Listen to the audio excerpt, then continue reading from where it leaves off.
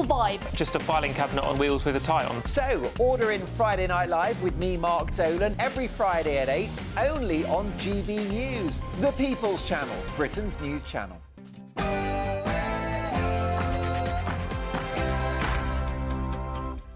It's 9 p.m. This is Patrick Christys Tonight with me, Ben Leo. If I wasn't this colour skin, if I wasn't practising Muslim, he wouldn't have come for me. He wasn't coming for me because I'm 5'6", right? He's come for me because of, let's be frank, my ethnicity and my... Sadiq Khan reignites his war with Donald Trump by calling him a racist homophobe. But isn't this the real reason the Mayor of London is disliked? He should actually focus on his job. It'd be a lot better if he did that. He could straighten out some of the problems that he has and probably some of the problems that he's caused. Labour's angered farmers and now the Cabinet's at war. So is Keir Starmer's inheritance tax raid going to scupper Christmas too? It will absolutely screw Christmas. It will put up prices and it will leave people, really struggling to put turkeys on the table. A small boat deal has been busted in Amsterdam and Starmer's taking a victory lap. We've been bearing down on law enforcement here and working with international partners, and this shows that approach is bearing fruit. But new bombshell data shows Britain's legal migration problem is bigger than any other wealthy nation. Also tonight, what's racist today? Well, dogs, apparently. Barking mad Welsh Labour are being urged to create pooch-free zones to make the outdoors, get this, anti-racist. And she faced up to 2 years in prison for a tweet criticising a trans person, but now police have dropped their Orwellian investigation into gender-critical campaigner Maya Forstater. She joins me live to discuss her case and that of Alison Pearson. Tonight's panel are ready to go too. I'm joined by the former Tory advisor Lauren McEvat, Conservative peer Lord Bailey and former Labour advisor Matthew Larzer. And after Boots' worst Christmas ad ever, is John Lewis a contender for the best?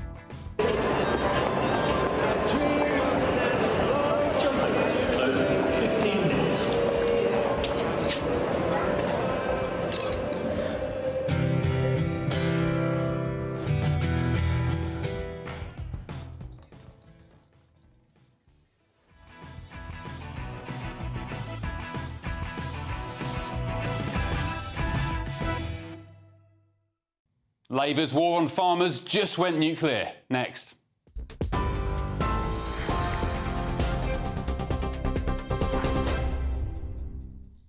A very good evening to you. The time is 9:03, and these are your latest GB News headlines. A 17-year-old girl who died in a collision on the M5 as she was fleeing from a police vehicle has been named by Avon and Somerset Police as Tamsin Hall. The teenager from Wellington, Somerset, was killed in the incident shortly after 11 p.m. on Monday night. Since then, Avon and Somerset Police has made a mandatory referral to the Independent Office for Police Conduct to carry out an investigation. Elsewhere, law enforcement agencies in the UK, Belgium and the Netherlands have arrested a major supplier of small boats and engines to criminal people smugglers. The suspect, a 44-year-old Turkish national, was arrested after arriving at Amsterdam airport. Dutch authorities plan to extradite the man to Belgium to face charges as part of an organised criminal operation. The National Crime Agency says that the suspect has been a top target of investigations for years. Fewer pharmacies could be open in the evenings and at weekends from the new year. That's after pharmacy owners voted in favour of collective action for the first time in their history. More than 3,000 independent community pharmacies in England, Wales and Northern Ireland took part in the ballot, with 97% of those who voted saying they would serve notice on opening hours above the minimum required by their contract. Earlier, the chief executive of Peak Pharmacy told GB News this action is a cry for help. Pharmacy and the General Health Service is in a sorry state now, unfortunately. Community pharmacy has suffered under the imposition of a 10-year fixed funding deal, effectively, which has really meant that it's now straining in every direction to continue to uphold a service that frankly is starting to deteriorate. And in royal news, a 62-gun salute has taken place at the Tower of London this lunchtime to honour King Charles' 76th birthday. Today is the monarch's actual birthday, following the official celebration marked by trooping the colour in June. Earlier this morning, the royal family posted a new image of the King on X, and the Prince and Princess of Wales wished the King a happy birthday with this lovely image on Instagram. And despite it being his birthday, the King is still carrying out his official duties today. He's opened 2 coronation food hubs designed to bridge the gap between food need and food waste in the UK. Those are the latest GB News headlines for now. I'm Sophie Reaper, but now it's back to Ben. For the very latest GB News direct to your smartphone, sign up to News Alerts by scanning the QR code or go to gbnews.com/alerts.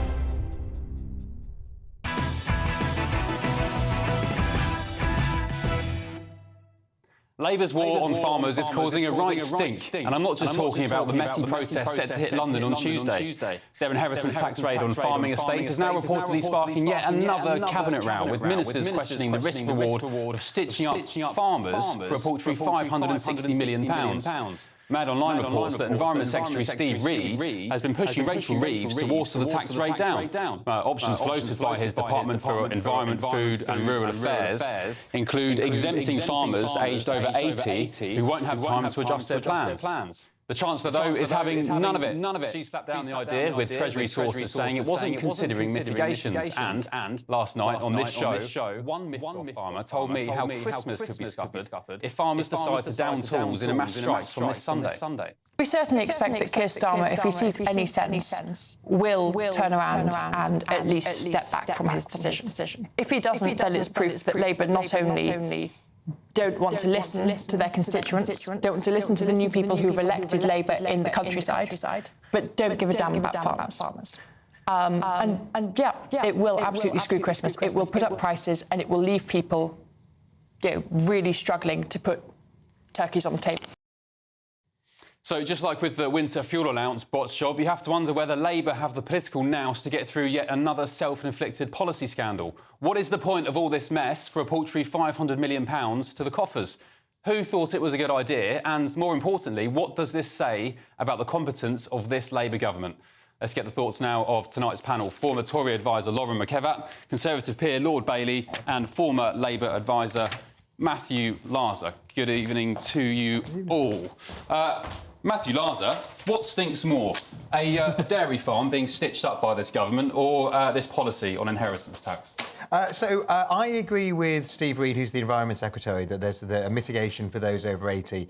The reason for those over 80 is because if you give assets to your children and you survive for 7 years, then they are exempt of inheritance tax, and that's actually one of the real ways that family farms, rather than big massive farm businesses, will be able to not end up paying this tax.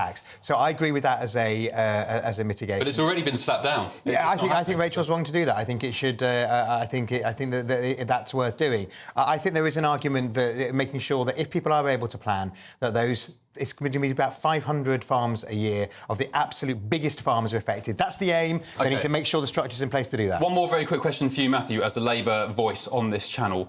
It's going to raise £500 million a year. Nothing in the grand scheme of things. What's the real agenda behind this policy? Because it's not raising money, is it? So what's the story? What's the truth? I think to be honest with you, I think it really is just about raising money, because they're literally going down the back of the sofa looking for anything that can find them any money. Politically naive. Absolutely, but so was getting rid of the winter fuel allowance, but the Treasury's insistent they had to do it not for political reasons, but because they were desperate for the money. Even the politics said don't do it. Lauren, so why are they doing it? It's not raising, as in the winter fuel allowance, 1.23 billion. It's not raising money. There's a different agenda behind the story. So what is it? What's the truth? Now, Ben, were you doing this around 2012 when we had the omni-shambles budget?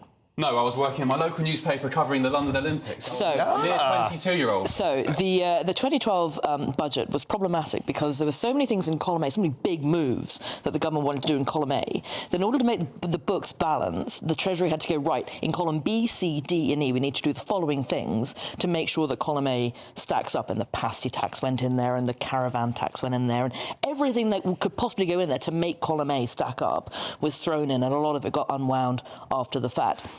This is a proposal that I know has come before ministers previously, and the Treasury has put that £1 million price tag on before. Tory ministers, and they have said no. And if that price tag were moved to 2 million from 1 million, most family farms at all would be exempt. It's not about 80-year-olds and the possibility of them being discontent. Most of them, I would argue, have probably already done this. It's actually the unexpected problems, and it's the 40-year-old who gets diagnosed with colon cancer. It's, you know, it's the guy who gets run over by a plough. It's the unexpected intentions here. And 500 farms a year is a lot of farms. Yes. There aren't exactly like 7 million farms in the country that need to be protected. 500 farms a year is a lot of farms. And I grew up in Gloucestershire, so this is a particularly raw issue for us. Close to your heart, Lauren, close to your heart. Sean, is this politically naive from Labour? Why are they doing it, and why are they pushing the winter fuel allowance still, and will they U-turn? It's ideological. Let's be clear. I forget which one of the Labour advisors said it, but he said we must do this. The Labour government must do to the farmers what Margaret Thatcher did to the miners. John McTernan, he said it on this channel to Patrick Christys. And that shows you that the amount of money it's going to raise, irrelevant. It's the pain they want to cause to this particular section of people. And what's really important about farming is one of the things that's totemic of the country. If we all sat in our houses believing that we could not feed ourselves, that will change how we feel about, fundamentally, how we feel about being in this country. Farming has very, very little money in it. This will completely change the economics of farms. We will lose a number of farms and our ability to feed ourselves. The government must step back from this. And the vast majority of farms won't pay it. Matthew, they graft so hard, farmers. From dusk till dawn. We had a lady last night, Tess, on. She's an absolute grafter. She works in a farm. And, you know, when Number 10 are saying Keir Starmer is a working person, let's remember his six-figure salary, all his donations, all the money, the free tickets. He makes more than most farms. His legislatively protected pension. Yes, his special legislation protecting his pension over £1 million being exempt from tax. And then yet he says, we're not going to tax working people. And then they hit farmers, probably the hardest workers in the UK. Yeah, I mean, with this awful tax. I think Lauren's absolutely right. There is an argument that 2 million would no faffing around would exempt all but the very largest agri-businesses. There are some people who use it as a tax dodge. I mean, that is absolutely clear. And we're talking about people who invest in it to avoid inheritance tax.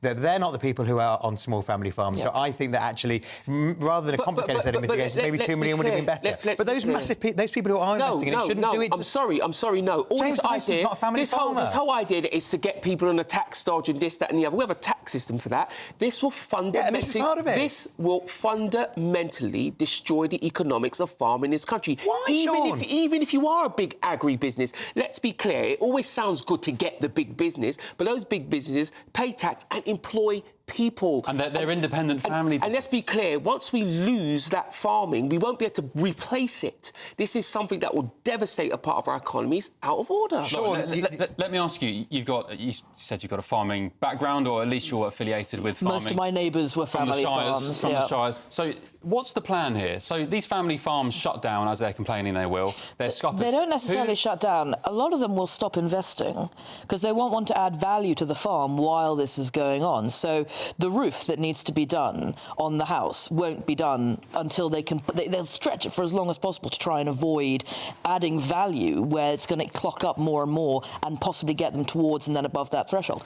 Old farm buildings that are no longer being used as pens or stables because they're not keeping sheep or horses anymore and are only going arable now won't be converted into usable business facilities or anything that could be leased out because it would add value to the farm over and above what they would then take in from leasing out those facilities. Farming equipment, which will continue to be patched year on year on year instead of being repurchased when it needs to be, won't be repurchased because it all goes to the value of the farm. £1 million threshold is on an overall, from memory from the maths, is on an overall value of a farm of 4 million. If you push to 2 million, it goes to about 5 million, and that moves most people out of it. Now, this other dodge that they want to say, well, you can move it to spouses. Most farmers that I know have always been concerned about the Damocles sword of divorce hanging over a farm. Spouses aren't necessarily involved in farming in the way that you think spouses are involved in farming. Every day to day, absolutely. Got it. But in the actual ownership of farms, very, very minimally. Sean, there's going to be 2 key dates coming up. This Sunday, farmers all across the nation could down tools and essentially stop working. They can't stop working completely because animals need to be fed and so on, but they will down tools. Tess, who I had on the show last night, she was saying that will hit consumers in the supermarkets. On Tuesday, there's this massive protest in London. The Met Police today have said that there's no tractors allowed in Whitehall. I don't know if farmers will oblige to that. We could see Just Stop Oil-style protests where horse manure is splattered up the walls of Whitehall. I don't know, I'm not condoning it, but it could happen. What happens if farmers strike and then Labour have a massive problem on their hands with consumers not getting the food on their plates this Christmas? Well, they always say you're 1 or 2 missed meals away from pandemonium in the country. Let's be clear, there's people watching this show now have no relationship with farming, at least as they see it. But the minute eggs cost more, or bread costs more, or you can't get that pint of milk, all of a sudden we'll have great sympathy for farmers.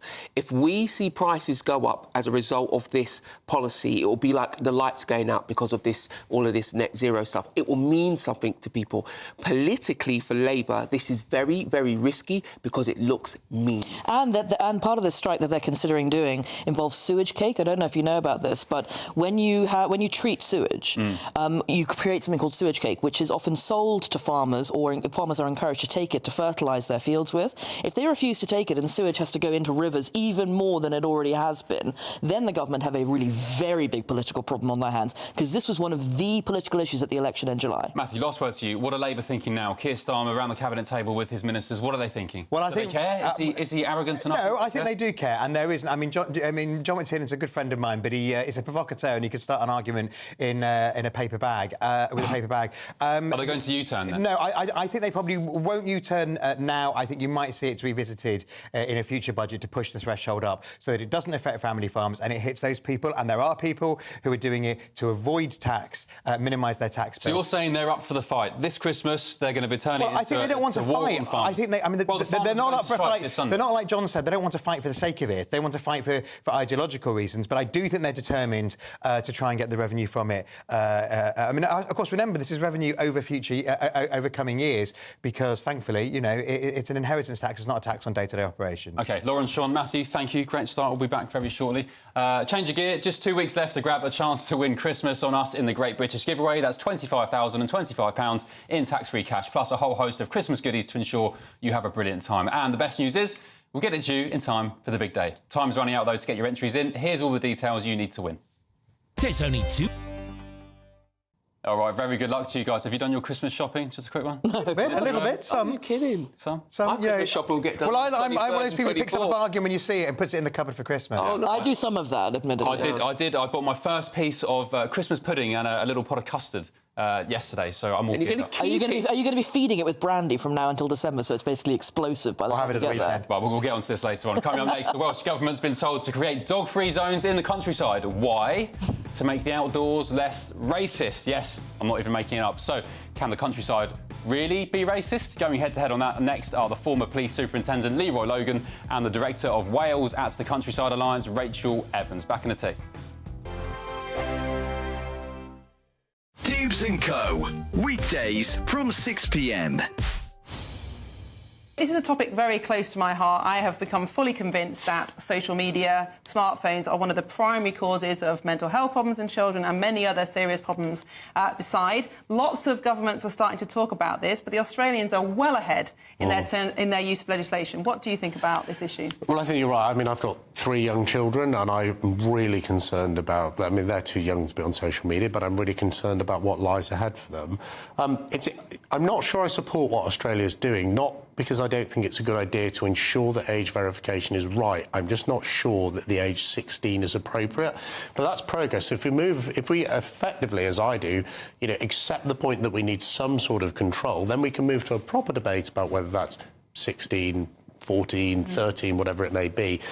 And, of course, there are age restrictions on things like Facebook. I think, from memory, it is 13. Yes, but it's a tick box. But it's a tick box, so all you can do is you can just knock. If you're 11 years old, you can just predate your date of birth by 2 years, and you can get on. I think what Australia is proposing is interesting because it will stop young people, maybe without their parents' knowledge, short-circuiting the system because they're going to be asking for proper age verification and ID. That's definitely something we should do in the UK because it's enforced in the existing law. Query, is 16 the right age, Miriam? I completely agree with it. It's something I actually said should have been done before. And I think what is good about it is that for a long time, a lot of governments have been saying that the actual social media companies should take more responsibility, but they're not going to because it hurts their bottom line. The most voracious users are younger users. So they will pledge that, oh, I'll put the tick box in, but the kid is the one who's going to actually tick the box. So doing something like this is saying that, OK, we will put in legislation that damages your bottom line, and I think it will force the hand because they've said it's only 12 months and they will reevaluate it. GB News, the People's Channel. Good Afternoon Britain isn't just about us. The wonderful thing about this programme is it's about everyone watching. It's an interactive programme. Well, there absolutely is something to see here, and we're going to be talking about it more. Whether it's breaking royal news, Will, please bring us up to date. or indeed a particularly punchy speech in the House of Commons, Very, very curious. we bring it to you live, and then we bring you live reaction as well. That's Good Afternoon Britain, weekdays from midday. Only on GB News, the People's Channel, Britain's news channel. I'm Christopher Hope. From pop star to politicians, I'll interview anybody in a pub who's got a political opinion. Join me every Friday on Spotify, Apple Podcasts, YouTube or gbnews.com, or wherever you get your podcasts. This is GB News, the People's Channel. In the GB Newsroom, we bring you the news as it happens. With our team of dedicated journalists across the UK, we're ready to keep you up to date with what's happening every half an hour, every single day. Bulletins here on GB News, the People's Channel, Britain's news channel. Nightmare commute? Kick it up a gear with GB News Radio. You can listen online and on DAB+ and on the GB News app. We're also on TuneIn and the Radio Player apps. From the school run to rush hour, get revved up with GB News Radio. We are the People's Channel, Britain's news channel.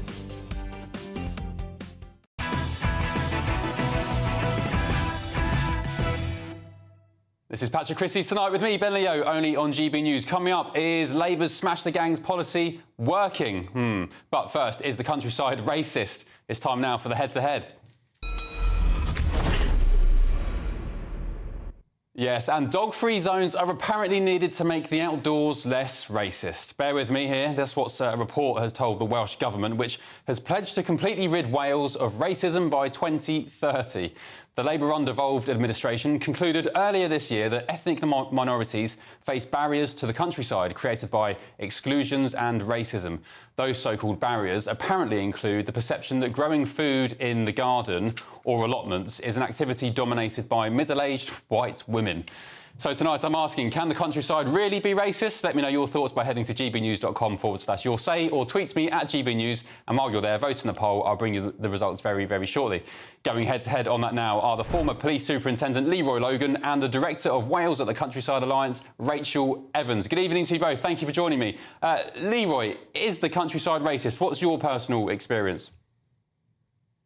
Well, I wouldn't just say it's exclusive to countrysides, but anywhere where there is a lack of understanding of different cultures, embracing diversity, and it's not being woke, but just knowing other cultures and backgrounds, can lead to various stereotypical views of different cultures, stereotypes, assumptions. So it's when you're in isolation as well, that can again influence your perceptions of different cultures who come into your environment. And so if there's a lack of integration, then you can have that sort of prejudice that can lead to forms of racism. OK, you reckon that people move to the countryside to get away from certain people of certain backgrounds, don't you? What do you mean by that?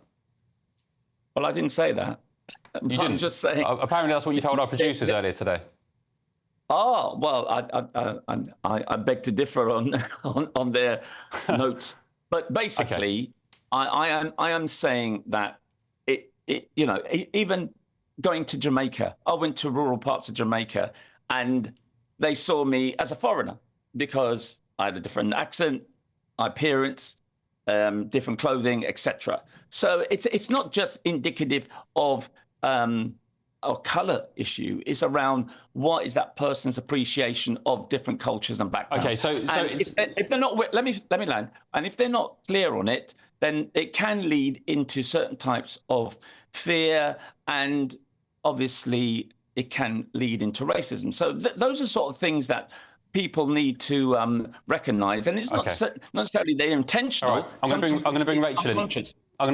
Thank you, Leroy. Rachel, what is this report about? It's saying that the countryside is racist, that growing food in allotments and gardens is dominated by middle-class white women. What the hell are they talking about? It did raise an eyebrow with me, I have to say. I mean, the reality is that the countryside is very much white, and ethnic minorities have possibly historically settled in more urban and not areas and not in rural communities. So the proportion of the rural population from such backgrounds is therefore very low. So I'm not really surprised that when people from ethnic minorities do visit the countryside, I'm not surprised if they do feel that perhaps there are barriers to their engagement in rural activities. But I certainly haven't experienced racism in our community. I have a lot of friends from ethnic minorities who have settled here in a very Welsh part of Wales. And coming back to what you said earlier, actually, it's different. If I walk into a meeting in North Wales, I am different to North Walians. And when I'm in South Wales, even parts of South Wales, wherever I travel to, I am a different person. My dialect is different. My Welsh language is different even.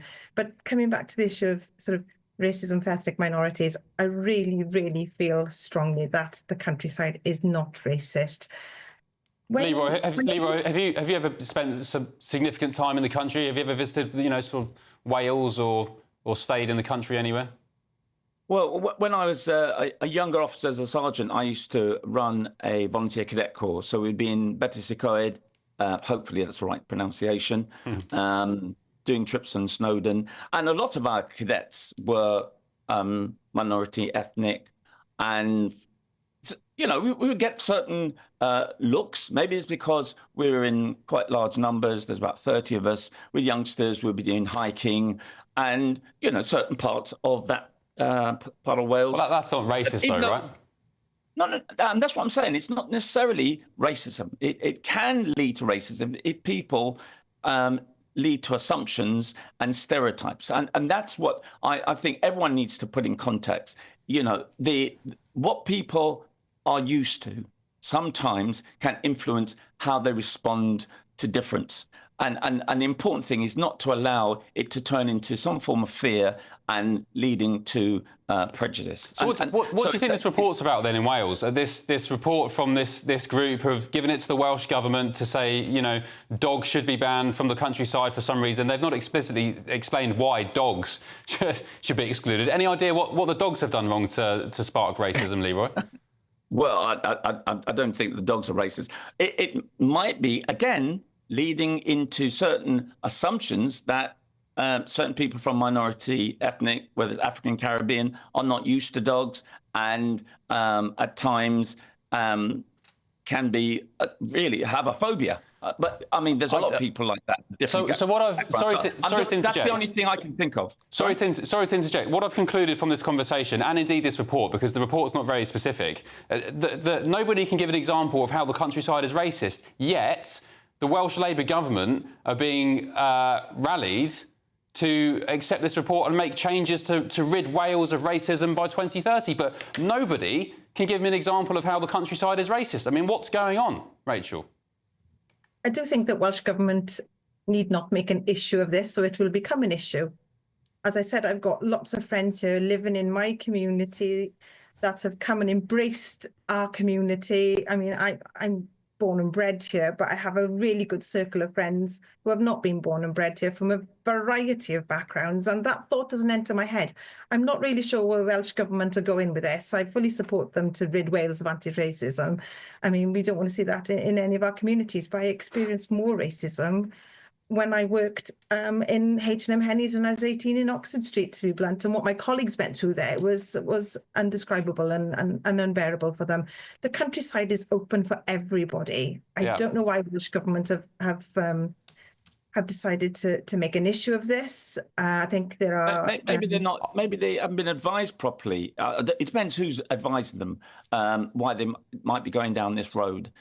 So, sometimes governments have these specialist advisors and, academically, they're very sound. But when it comes to just common sense approach and having a real holistic view on these things, they can sometimes go down a cul-de-sac and come up with these very challenging views. Leroy, dare I say it, is this just old-fashioned race baiting? From the government's point of view, the Welsh Government's point of view? From the people involved in this report, and indeed the Welsh Government, who want to rid Wales of racism by 2030, but up until this point can't identify where the racism is. I mean, it just doesn't make sense. I don't know. The fact that they're bending over backwards and getting things out of context. It'd be really good to know what sort of analysis they've done. What is the data to show that there is a link between racism and in rural communities? As I said, having not used to people doesn't necessarily mean you're racist. You might give a double look. But, you know, it's just a question of, is there assumptions being made? Is that leading to fear and prejudice? And that's the key. I don't know of any data that shows that in rural communities, whether it's in Wales or anywhere else. Yeah, well, I think their example is, as we mentioned, is that middle-class white women dominate the allotments. I mean, I'm not sure that's racist. But anyway, Leroy, thank you. Rachel, thank you for joining me this evening. Really appreciate it. OK, what do you think at home? Is the countryside racist? Can it ever really be racist? Your verdict is now in. 98% of you agree the countryside can't be racist. I don't understand how it could be either. 2% of you say the countryside can be racist. I'd be keen to know your thoughts behind that. Up next, Sir Keir Starmer's been gloating today after a suspected migrant smuggler was arrested. We've been bearing down on law enforcement here and working with international partners, and this shows that approach is bearing fruit. Well, I reckon they're going to have to nick a few more people smugglers after new figures today showed that Britain's massive legal immigration surge is bigger than any other wealthy nation. So will smashing the gangs really be enough? Charlie Downs from the Centre for Migration Control doesn't think so, and he joins me next.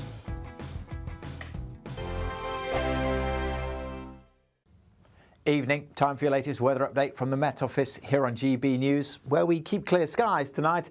Expect it to turn a little frosty with some fog patches. There will be some rain arriving tomorrow across the northwest, but a fine day across much of the south thanks to this area of high pressure. Changes are on the way as we go into the weekend.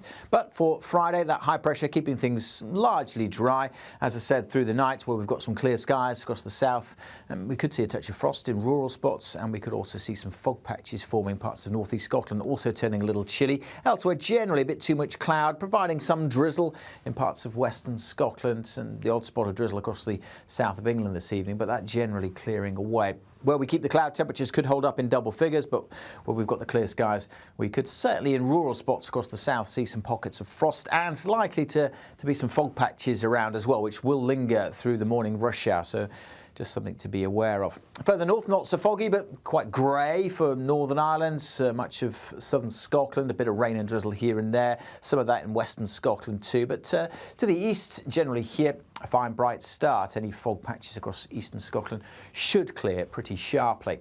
As we go through the day, we're not going to see huge changes. The fog will take a while to clear, but much of the South Midlands, South Wales, southern England, dry, fine, sunny spells. Generally cloudier further north, a bit of drizzle here and there, and then we'll see some wetter weather coming into the far northwest later. Temperature-wise, double digits, a touch cooler than today in the south, but with more sunshine. Light winds. It should feel quite pleasant. We'll see a spell of wet and windy weather swing south then on Friday night, bringing some outbreaks of rain over northern England into Wales and the Midlands later on Saturday. To the north of that, turning blustery with some showers. Yes, that is a bit of snow in the hills there. Much of the south still largely dry and mild at this stage on Saturday. But notice further north temperatures struggling to get into double figures. Hi there, I'm Michelle Dewberry, and I'm going to take a second to tell you all about my show, Dubes & Co. We start off with the issues of the day. We then bring in both sides of the argument. We get rid of the disrespect. And then you throw me into the mix. And trust me, I'll tell it exactly how it is. And then, of course, the magic ingredient, you at home. We mix it all together, and what have we got? In my opinion, the best debate show in town. Monday to Friday, 6 till 7 on GB News, Britain's news channel. Why go out on a Friday night when Friday night comes straight to your home? Talking about? Join me and my A-team of top pundits. Chemistry tonight is electric. As we tackle the big stories of the day with wit, insight and fearless energy. Man of the people. It's all vibe. Just a filing cabinet on wheels with a tie on. So, order in Friday Night Live with me, Mark Dolan, every Friday at 8, only on GB News, the People's Channel, Britain's news channel.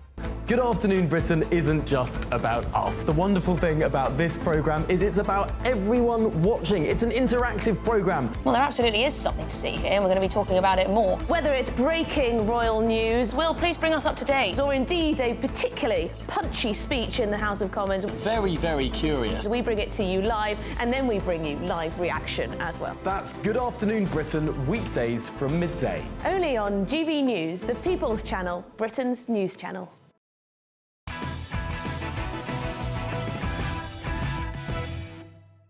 Hello, welcome back. Breaking news today. Sir Keir Starmer took a victory lap after the National Crime Agency announced it had busted a suspected human trafficker accused of supplying small boats that crossed the English Channel.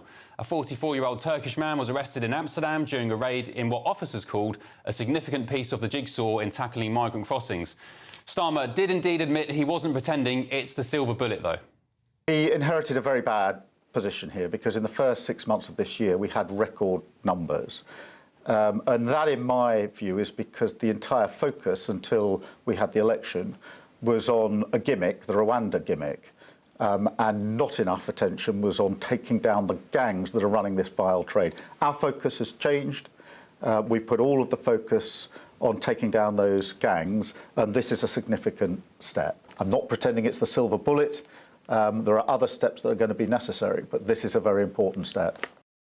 OK, so to coin a phrase routinely used by our dear leader, let me be clear. This arrest is the equivalent of nicking a coke dealer on a side street, because the war on smuggling gangs is just like the war on drugs, a pointless game of whack-a-mole where there's an endless supply of people who'll risk prison time in exchange for a slice of a multi-billion-pound industry. And on the legal side of things, Britain experienced the biggest surge in immigration of any rich country last year. So the Organisation for Economic Cooperation and Development says a total of 747,000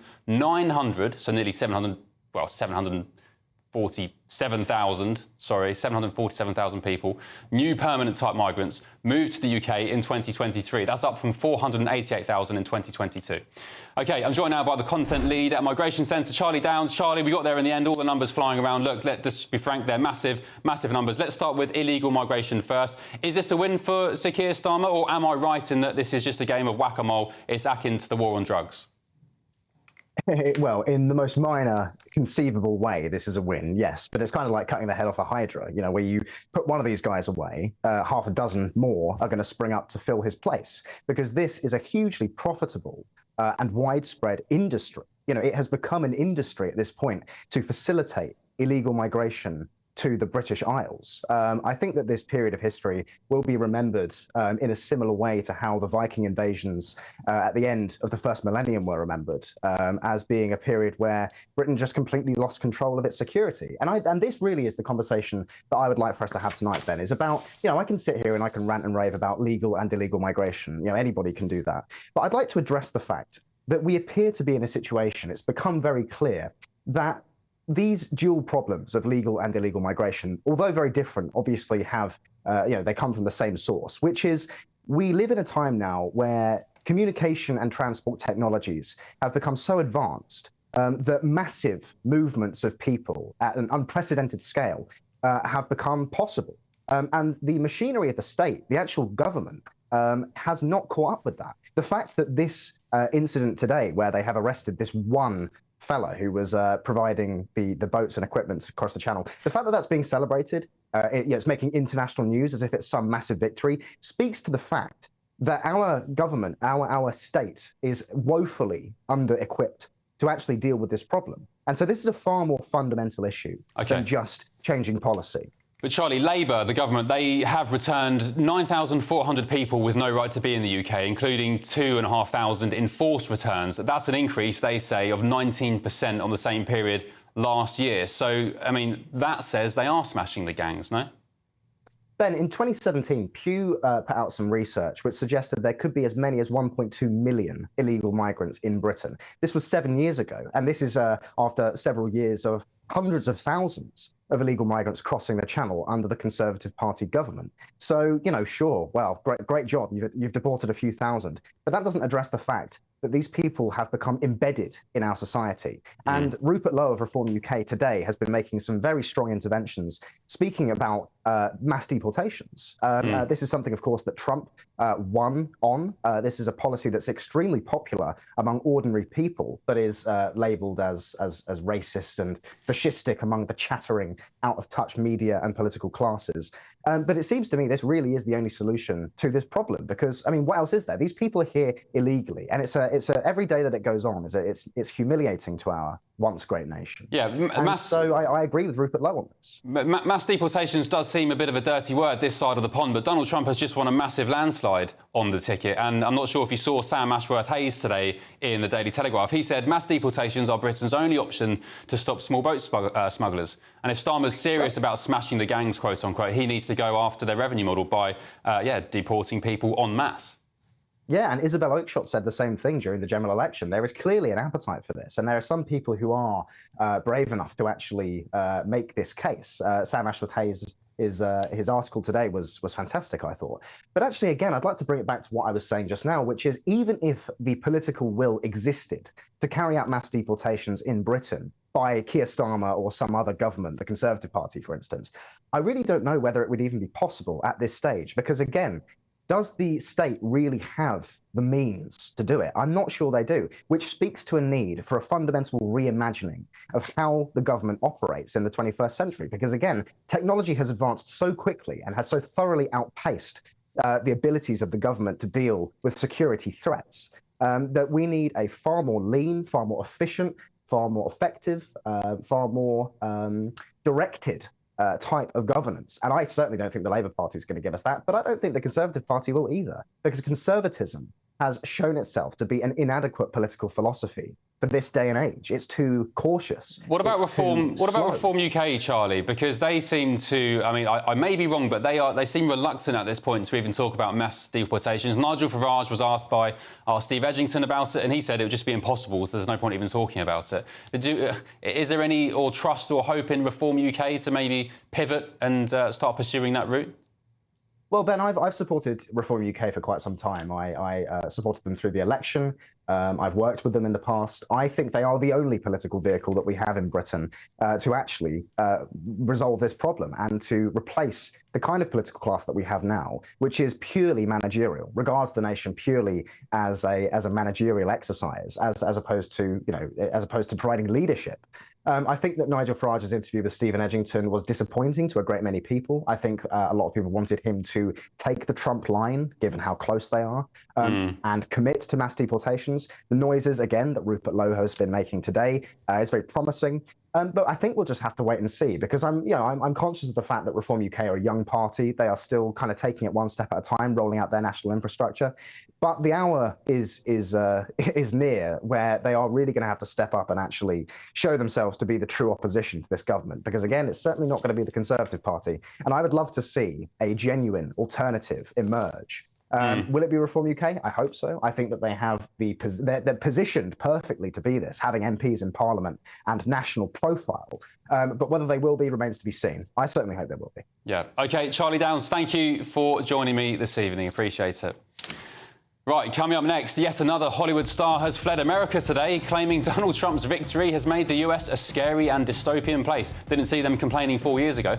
That's after lefty newspaper The Guardian quit social media platform X yesterday over so-called right-wing bias. So why can't these bleeding heart liberals just get over themselves? No nonsense. Reform UK spokesperson Anne Widdecombe joins me next.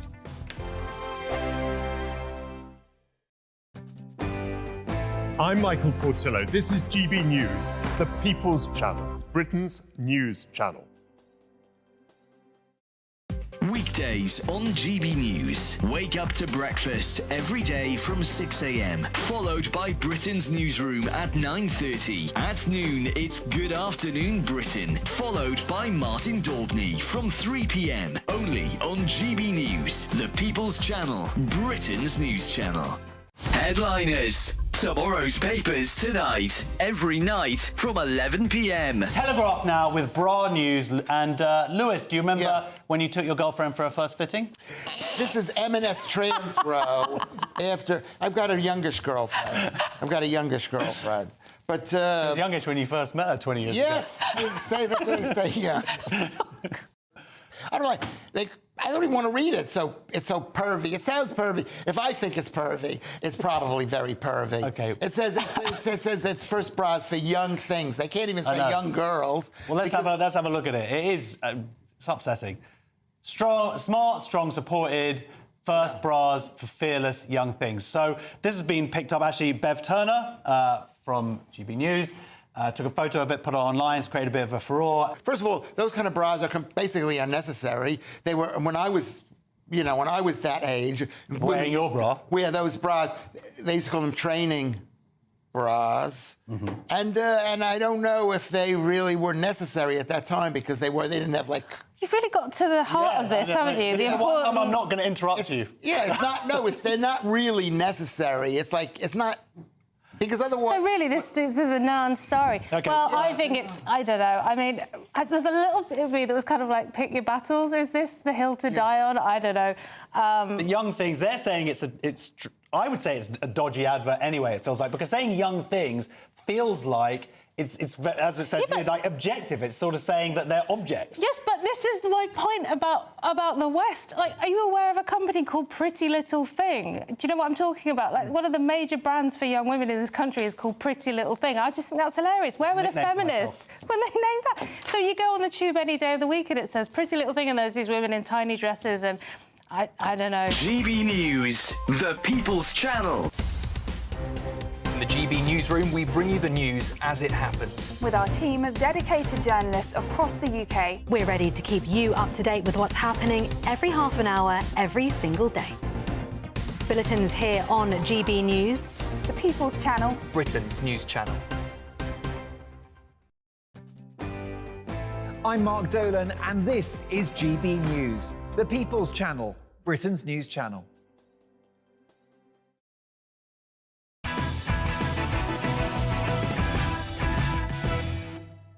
Patrick Christys tonight with me, Ben Leo, only on GB News, and some breaking news tonight. US President-elect Donald Trump has selected Robert F. Kennedy Jr., an environmental activist who spread alleged misinformation on vaccines, to lead the Department of Health and Human Services in his government. It's the country's top health agency. And that comes on the same day that the Hollywood actress Eva Longoria has become the latest bleeding heart liberal to flee the US after Trump won the US election. She's claimed Trump's victory will make the US a scary and dystopian place. And just yesterday, The Guardian newspaper quit the social media platform X, formerly known as Twitter, of course, citing the, quote, often disturbing content promoted or found on the platform, including far-right conspiracy theories and racism. Boo-hoo. X, of course, is owned by one of Donald Trump's closest allies, Elon Musk. And I'm joined now by the Immigration and Justice spokesperson for Reform UK, Anne Widdecombe.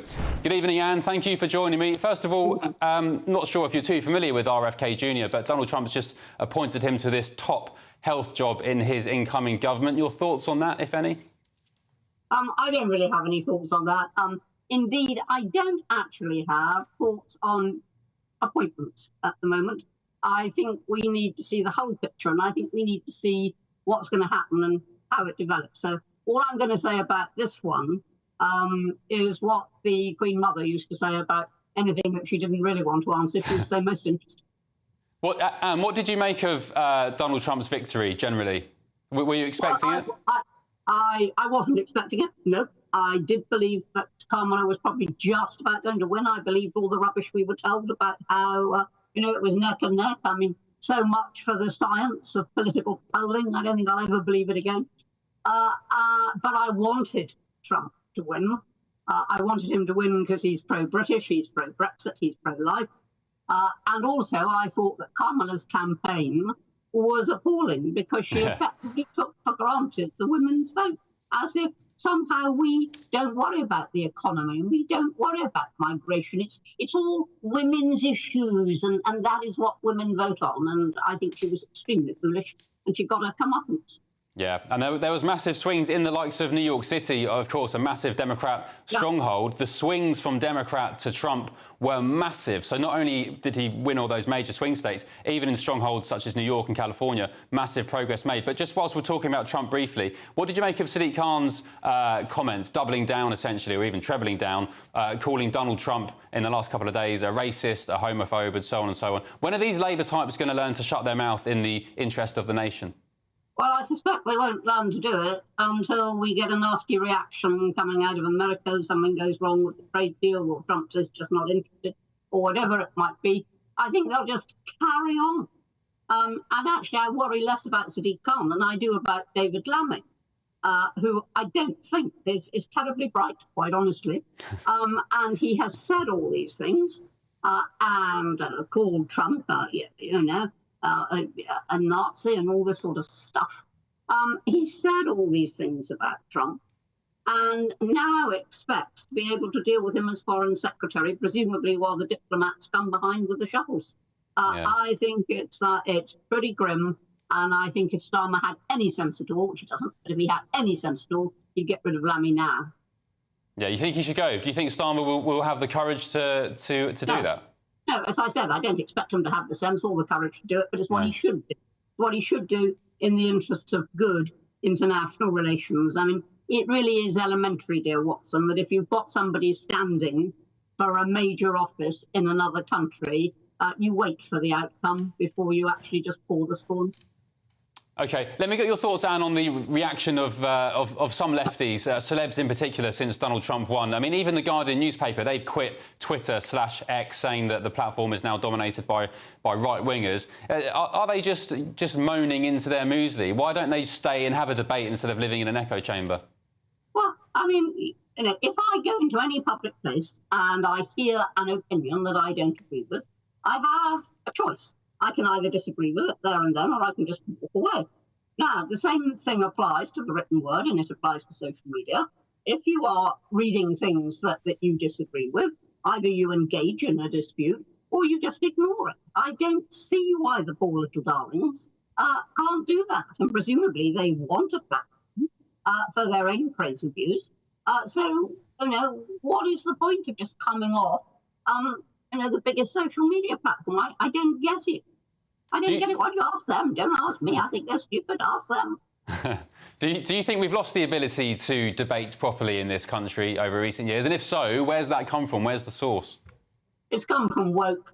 It's come from the death of freedom of expression, liberty of opinion.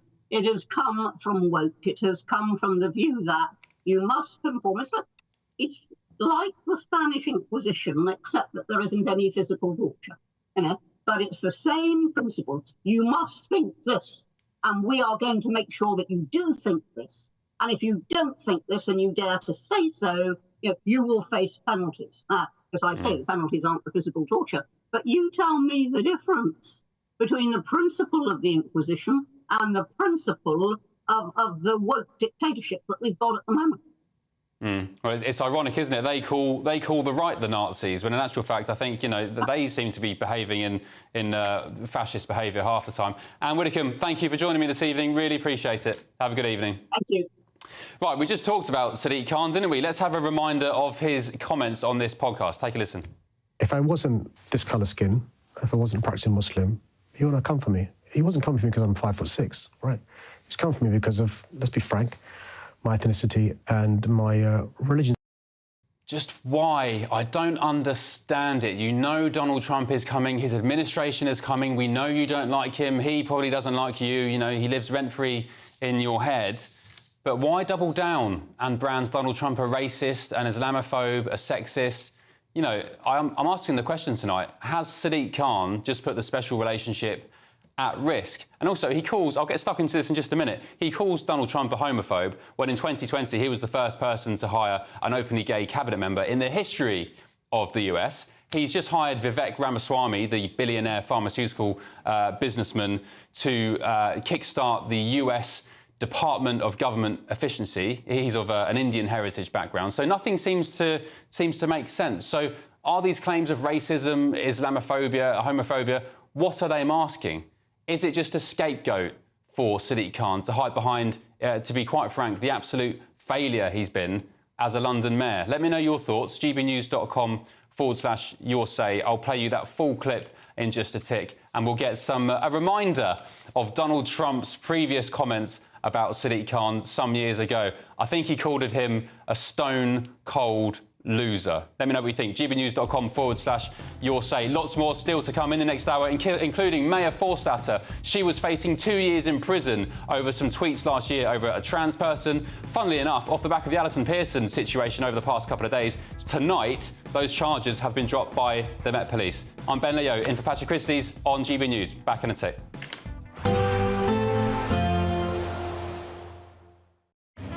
Even though we'll see a cloudy start, it'll be a bright outlook for the rest of the day.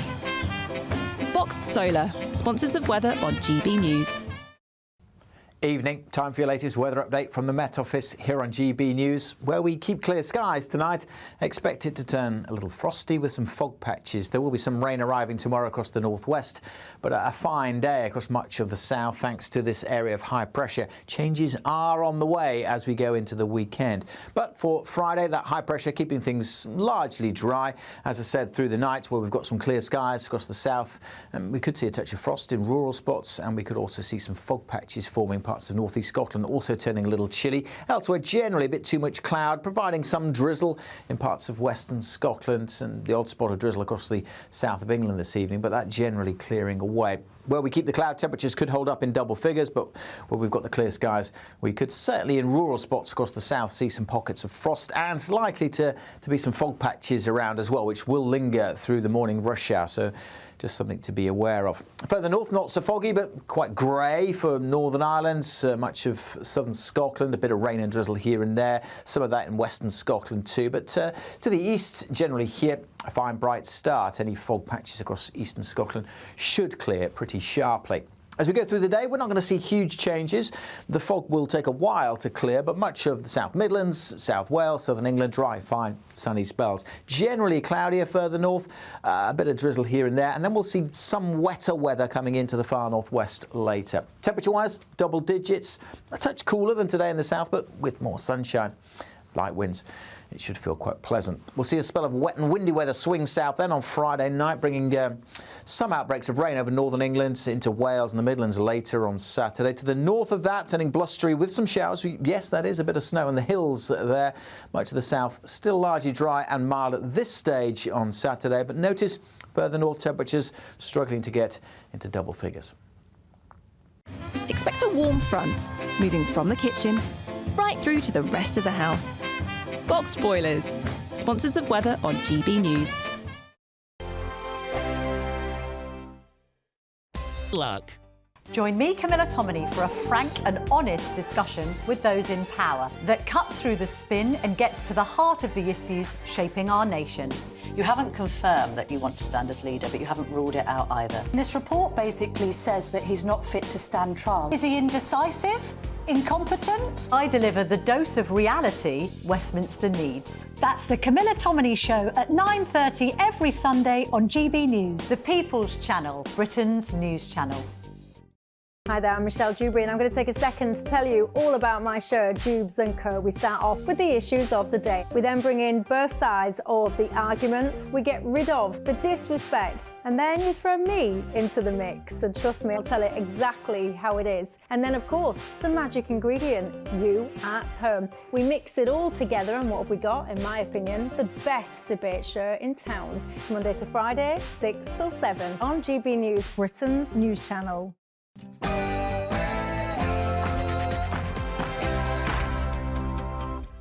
It's 10 p.m. This is Patrick Christys Tonight with me, Ben Leo. If I wasn't this colour skin, if I wasn't practicing Muslim, he wouldn't have come for me. He wasn't coming for me because I'm 5'6", right? He's come for me because of, let's be frank, my ethnicity and my religion. Sadiq Khan reignites his war with Donald Trump by calling him a racist homophobe. But isn't this the real reason the Mayor of London is disliked? I think he should actually focus on his job. It'd be a lot better if he did that. He could straighten out some of the problems that he has and probably some of the problems that he's caused. Also breaking tonight, she faced up to 2 years in prison for a tweet criticising a trans person. But tonight, police have now dropped their Orwellian investigation into gender-critical campaigner Maya Forstater. She joins me live shortly to discuss her case and that of Telegraph journalist Alison Pearson. I'll have the first of tomorrow's newspaper front pages too, and tonight's panel are raring to go. I'm joined by Tory advisor Lauren McKevitt, Conservative peer Lord Bailey, and former Labour advisor Matthew Larser. And after Boots' worst Christmas ad of 2024, is this John Lewis number a contender for the best yet?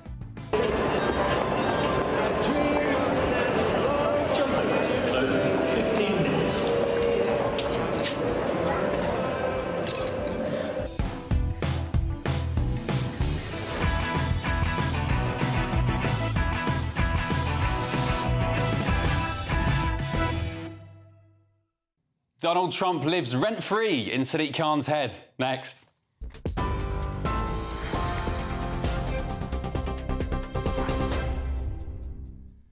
A very good evening to you. The time is just after 10 and these are your latest headlines. In the last hour, Rachel Reeves has given her first speech at Mansion House since being appointed as Chancellor.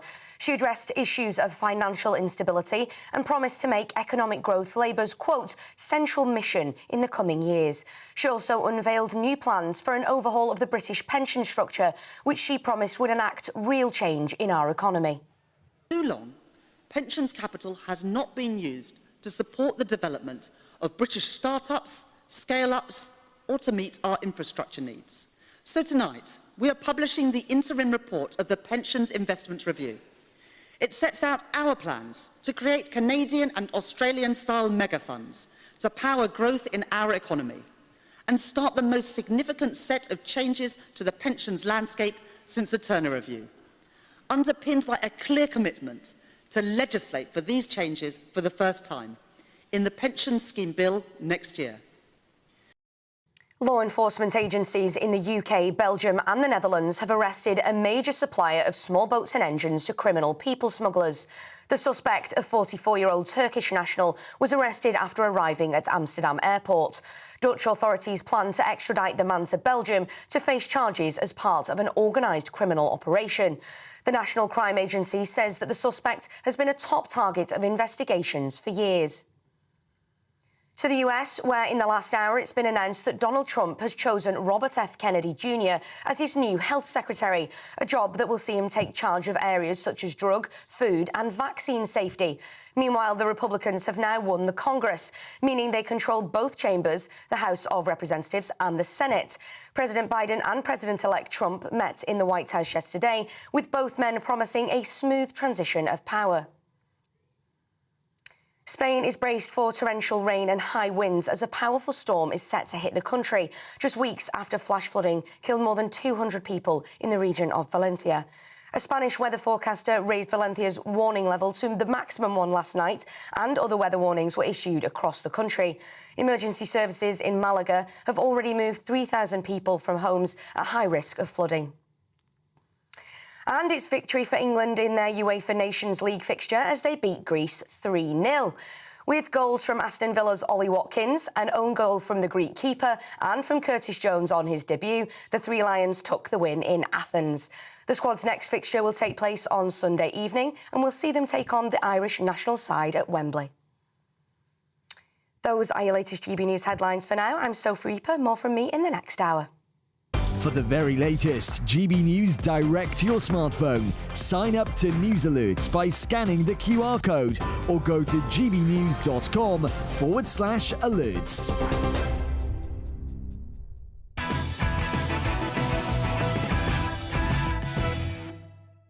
Every time we hear from Sadiq Khan, he seems to be moaning about something. Last week, he said Londoners were anxious about the outcome of the US election. In August, he said he felt unsafe as a Muslim in Britain after the riots. And before that, he was having a row with Lee Anderson about racism. So what does it say about the man's ability as Mayor of London when the only headlines he gets is when he's playing the victim? Well, he's made another triumphant return today with comments about incoming US President Donald Trump. If I wasn't this colour skin, if I wasn't a practicing Muslim, he wouldn't have come for me. He wasn't coming for me because I'm 5'6", right? He's come for me because of, let's be frank, my ethnicity and my religion's fact that I was speaking out against somebody whose policies were sexist, homophobic, Islamophobic, racist, wasn't because, I wanted to come to his attention, but because I have a responsibility to speak out if I think something's affecting not just Londoners, but affecting all of us. Yeah, OK, let's get real here. If Donald Trump had a problem with Sadiq Khan's skin colour, he wouldn't have just hired Vivek Ramaswamy to head up the new US Department of Government Efficiency with Elon Musk. He wouldn't have just made J.D. Vance, married to a Hindu woman, his vice president. And he certainly wouldn't have enjoyed a mammoth 14 percentage point surge in Latino voters at the last election. Sadiq Khan also reckons Trump is homophobic. OK, so why did Trump in 2020 make National Intelligence Director Richard Grenell the first openly gay holder of a cabinet-level position in the history of the United States? And why is Grenell now being tipped for another job in Trump's 2024 cabinet? Maybe, just maybe, the cries of racism and homophobia are an easy excuse for Sadiq Khan. Maybe Trump doesn't like Sadiq Khan because he's a totally failed mayor of London. Maybe he didn't appreciate Sadiq Khan allowing a juvenile Trump blimp to be hoisted above London during his special state visit to see the Queen. And maybe, just maybe, Sadiq Khan should take heed of Trump's critique about him from 2019. Well, I think he's been a not very good mayor, from what I understand. He's done a poor job. Crime is up, a lot of problems. And I don't think he should be criticizing a representative of the United States that can do so much good for the United Kingdom. We talked about it before. He should be positive, not negative. He's a negative force, not a positive force. And if you look at what he said, he hurts the people of this great country. And I think he should actually focus on his job. It'd be a lot better if he did that. He could straighten out some of the problems that he has and probably some of the problems that he's caused. Let's get the thoughts now of my panel. Former Tory advisor Lauren McKevat, Conservative peer Lord Bailey and former Labour advisor Matthew Larzer. Welcome back to you three. Give me 10 seconds to jog across the studio. There we go. Always useful having long legs. Sean Bailey, does Donald Trump care more about Britain than Sadiq Khan? Listen, when you see Sadiq talk like he's a politician and he's really playing cynical politics, he will know there's a certain type of Labour supporter who this will be red meat to them and they'll love it and it will confirm in their head how Sadiq is on their side. But I think there's a bigger thing here. London is a world city. We need to have some kind of relationship with Donald Trump. He can change policy that will be instrumental in the success of London. I think Sadiq should take that into account. But more importantly, he's putting other people in a place of fear. If he's a mayor of London and people are listening to him as he believes in his head, he needs to be careful about making those communities fearful of this particular man. And one of the real weaknesses in left-wing political discourse, I think, is the demonisation of particular characters, Donald Trump being one of them. And as you said in your piece just there, if Donald Trump is such a racist, such a sexist, how did so many diverse Americans vote for him? And I think Sadiq needs to take that into account when he's making people fear this man. Lauren, is Sadiq Khan perhaps the most divisive politician we've ever had in this country? Because all he seems to do, as far as I'm concerned, all he seems to do is play the victim. He causes division, he complains, he says he's a victim, that people are being homophobic, they're being racist. I never hear anything positive from him. Well, you could also say that Nigel Farage meets many of those same descriptors. You could argue that he sows division in certain areas. You could argue that he's been quite a negative force in British politics. I don't personally make that argument, but one could make the same argument. So I'm not sure that Sadiq Khan is the most divisive politician is correct. But I certainly think that he's paying a lot of attention to Donald Trump instead of running London. London is being run incredibly badly by Sadiq Khan. We've had Labour MPs over the course of the last week being warned by their whips about crime being so bad in SW1 that they are under threat of having their phones lifted as soon as they leave Parliament. This is despite being guarded by some of the most heavily armed policemen in the British forces. Yeah. There's a lot of crime in London. There's a lot of transportation problems in London. Sadiq should probably refocus on some of those areas. Matthew Larzer, is Sadiq Khan's ego so big that he just can't help himself? Surely you need to keep your mouth shut for just a little while in the interests of your city or your country? Surely. Well, discretion is the better part of valour. One of the things I'm loving at the moment is everybody is rising to condemn Donald Trump, who doesn't have responsibility for foreign affairs. So Andy Burnham has popped up to criticise him. You know, we'll be seeing little tiddling parish council passing a motion next week condemning the re-election. And, you know, Donald Trump, I wouldn't have voted for him. You know, I'd have campaigned firmly against him if I'd been an American, but he has been elected fair and square. Can I ask why you would have campaigned against him? Well, because my politics are on the other side of the aisle, and I think some of these appointments that like Matt Gaetz show that, you know, and Kennedy Jr. show why there were concerns. But I'm going to agree with both Donald Trump and Sadiq Khan. I think it is arguable that Donald Trump, I don't know whether he is a racist or has said racist things. I probably would have phrased it more like the latter. But I also agree with Donald Trump from 2019 when he says that Sadiq Khan should concentrate on running London. Andy Burnham should concentrate on running Manchester, and any council that's thinking of passing a motion should not. But that shows you what it really is. As a smokescreen, it's to deflect, it's to cause division elsewhere. You know, look over there, don't look at me. Sadiq has very big questions to ask. Crime is approaching record levels. The Metropolitan Police are in special measures. The Fire Brigade have just come out of special measures, all on his watch. We had the 2 record years for youth homicide in London under his watch. So when Donald Trump says Sadiq should concentrate on London, Sadiq should remember Londoners feel that Donald Trump is right on that. You know, it feels significantly different to live in London than it did 5-10 years ago. Matthew, it is under. I'll come to you in a second, Lord. Is London really badly run under Sadiq Khan? No, I mean, is it a hellhole? Just like, no, I don't think it's a hellhole. Far from it. I think that just as Donald Trump won an election fair and square, Sadiq Khan has won re-election with a larger. What about London? Larger majority. Look, I think that Sadiq does need to focus on. I think that all Londoners think that crime is an issue. I think all Londoners think that the number of young people being killed on the streets of London is an absolute tragedy. And, you know, I would urge Sadiq to focus on that more than criticising Donald Trump. Now is not the moment. Do you think he's a bad mayor, Matthew? No, I think he's a good mayor, and I voted for him. Did you say 21 today? We've had 21 as of today. As of today. Look, the real thing about Sadiq Khan, if you're going to be mayor of London, you need to be a bit more diplomatic. You know, it's not inconceivable that Sadiq Khan can end up in front of Donald Trump asking for something on London's behalf. How would that go? London is a global city, after all. And one of the things that most presidents in the United States have wanted over the course of the last 40 years is for the foreign exchange business to return from London and Paris and go back to New York, where it left after Carter was president. And that's been a huge focus of multiple presidencies ever since. Donald Trump is someone who could create the economic circumstances in the United States to bring that business home for the first time in 40 years. London needs to pay attention because New York is coming for its lunch money. Well, talking of New York, I was there for the election for a couple of days last week, and I went in 2017 and I thought, what a dump. It was so dirty. I hated the place. I swore I wouldn't go back. I went back because I was hunting for Tim Walz, Kamala Harris fans during the election, which I could have some fun with. But I went back and I was pleasantly surprised. They'd really pulled their socks up. It was clean. I felt safe. I thought it was beautiful. Hasn't their mayor just been indicted? Yes. But you could say the exact opposite of London. For instance, if you look at our nighttime economy, cities like Manchester and Liverpool are approaching us or overtaking us. And why that's incredible, London is multiple times bigger than both of those cities. But we had the night czar.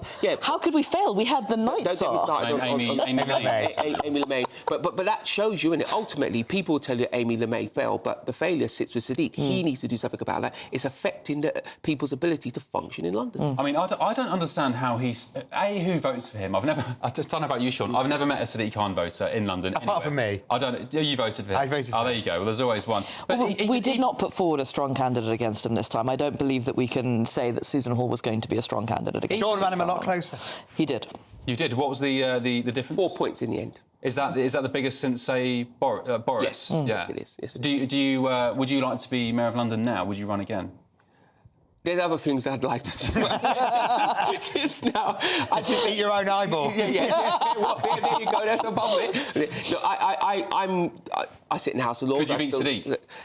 I think Sadiq is imminently beatable. Absolutely. I think it's time. I don't think he can stand again. I mean, there is an issue that you can't go on forever. Legally, he can. Yeah, legally he can. So absolutely, legally he can. I think. I think one of the criticisms of Sadiq, as well as his grandstanding, is because he wants an international job. He wants a big UN job in the environment, and he wants countries that don't like Donald Trump will need to vote for him to get that. that? I thought this grandstanding today about Trump, again, out of the blue, completely out of the blue, was more to the fact that he's probably eyeing a massive globalist job somewhere at the UN or something like that after he finishes as Mayor of London. And I guess he's just trying to keep himself again, relevant. not that many people like us internationally, let's be honest. Whenever we try and put someone up for these, we never really have any... But the point is, by making himself a feature, any sensible country will think, well, we're going to need to get something out of America. We're going to need a better diplomat. Yeah, we can't pick someone A, who's not diplomatic, and B, America hates. No. That's a very poor piece of politics. And remember, it's not just Trump you're taking on, it's all the people who voted for Trump. So when he's speaking to senior Wall Street executives about bringing jobs to London from international companies, international financial institutions, quite a lot of them would have voted for Trump. There was talk today, one of them was going to go into his cabinet. And of course, there's the Musk issue. We may not like Elon, but, you know, Berlin isn't going to criticise him when he built the big factory just outside it. And look, the bottom line is it's disrespectful to American voters. It's disrespectful to their entire system. He won the election fair and square. Even Kamala will tell you that. And look at the way that Joe Biden's dealt with it. He's been very grown up in his handover. Well, he looked absolutely thrilled, Joe Biden, didn't he? Yeah, he did. In the Oval Office. Well, he hasn't really done facial expressions particularly well over the course of the last 18 months, so it's sort of hard to tell. I'm not sure if you've seen, probably not, there's some memes doing the rounds online where... do you remember that incident where Joe Biden was walking off from a press pack and he turns around and gives a wry smile? So somebody's drawn up a meme about Donald Trump's being inaugurated, and it flicks to Joe Biden where he turns around and gives a little wink and a... and the music comes on, and then produced by Michael Bay comes on at the end. No, I saw that. It's like a movie. OK, great stuff. Thank you, panel. You'll be back very shortly with the newspapers. There's just 2 weeks left to grab a chance to win Christmas on us in the Great British Giveaway. £25,025 in tax-free cash, plus a whole host of Christmas goodies to ensure you have a brilliant time. And the best news is we'll get it in your bank account in time for the big day. Time is running out, though, to get your entry in. Here's all the details you need to win. There's only 2 weeks. All right, good luck. Coming up next, some breaking news tonight. She faced up to 2 years in prison for a tweet criticising a trans person, but police tonight have now dropped their investigation into the brave gender-critical campaigner Maya Forstater. She joins me live next, and you do not want to miss it. Back in a tick. If you want your news to be straight talking... This is a nightmare for the Conservatives again. Down to earth. It's not just Nottingham where this is happening, is it? And most importantly, honest. Hard-working, middle-class taxpayers, they'll get their book thrown at them. Then catch me, Martin Daubney, Monday to Friday, 3 till 6 p.m. on GB News, Britain's news channel. Welcome to State of the Nation, daily plunge into the stories shaping our country. I'm Jacob Rees-Mogg, and Monday to Thursday we bring you the insights, the facts, the truth about how our country is being governed. Because what happens in Downing Street matters down your street. Tune in to State of the Nation every Monday to Thursday, 8 to 9 o'clock. Only on GB News, the People's Channel, Britain's news channel.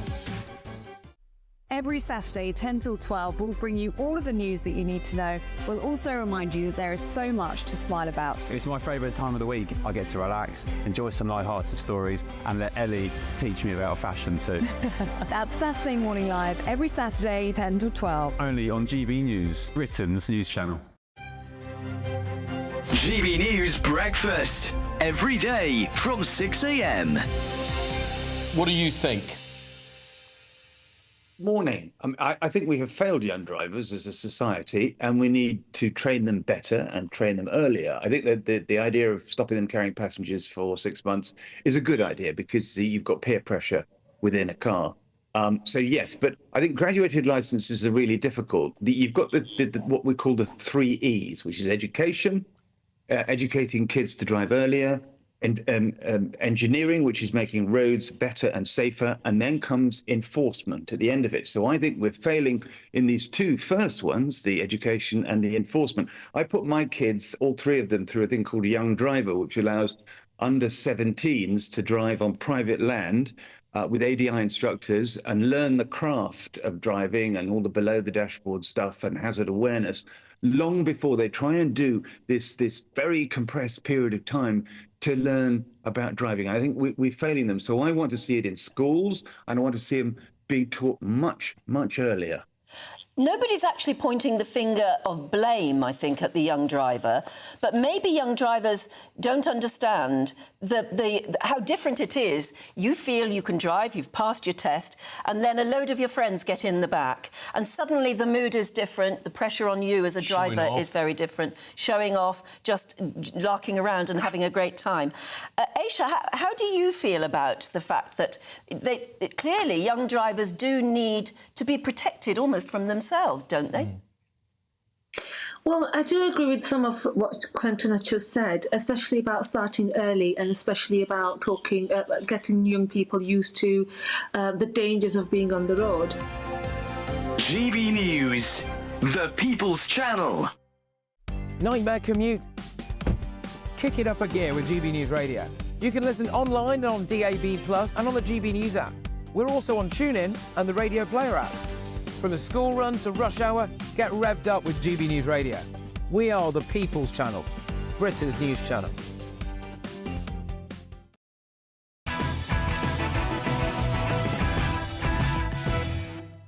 Patrick Christys tonight with me, Ben Leo, only on GB News. All of tomorrow's newspaper front pages coming up next. But first, the Home Office has today confirmed that a review of how police record non-crime hate incidents will be carried out to ensure they are proportionate.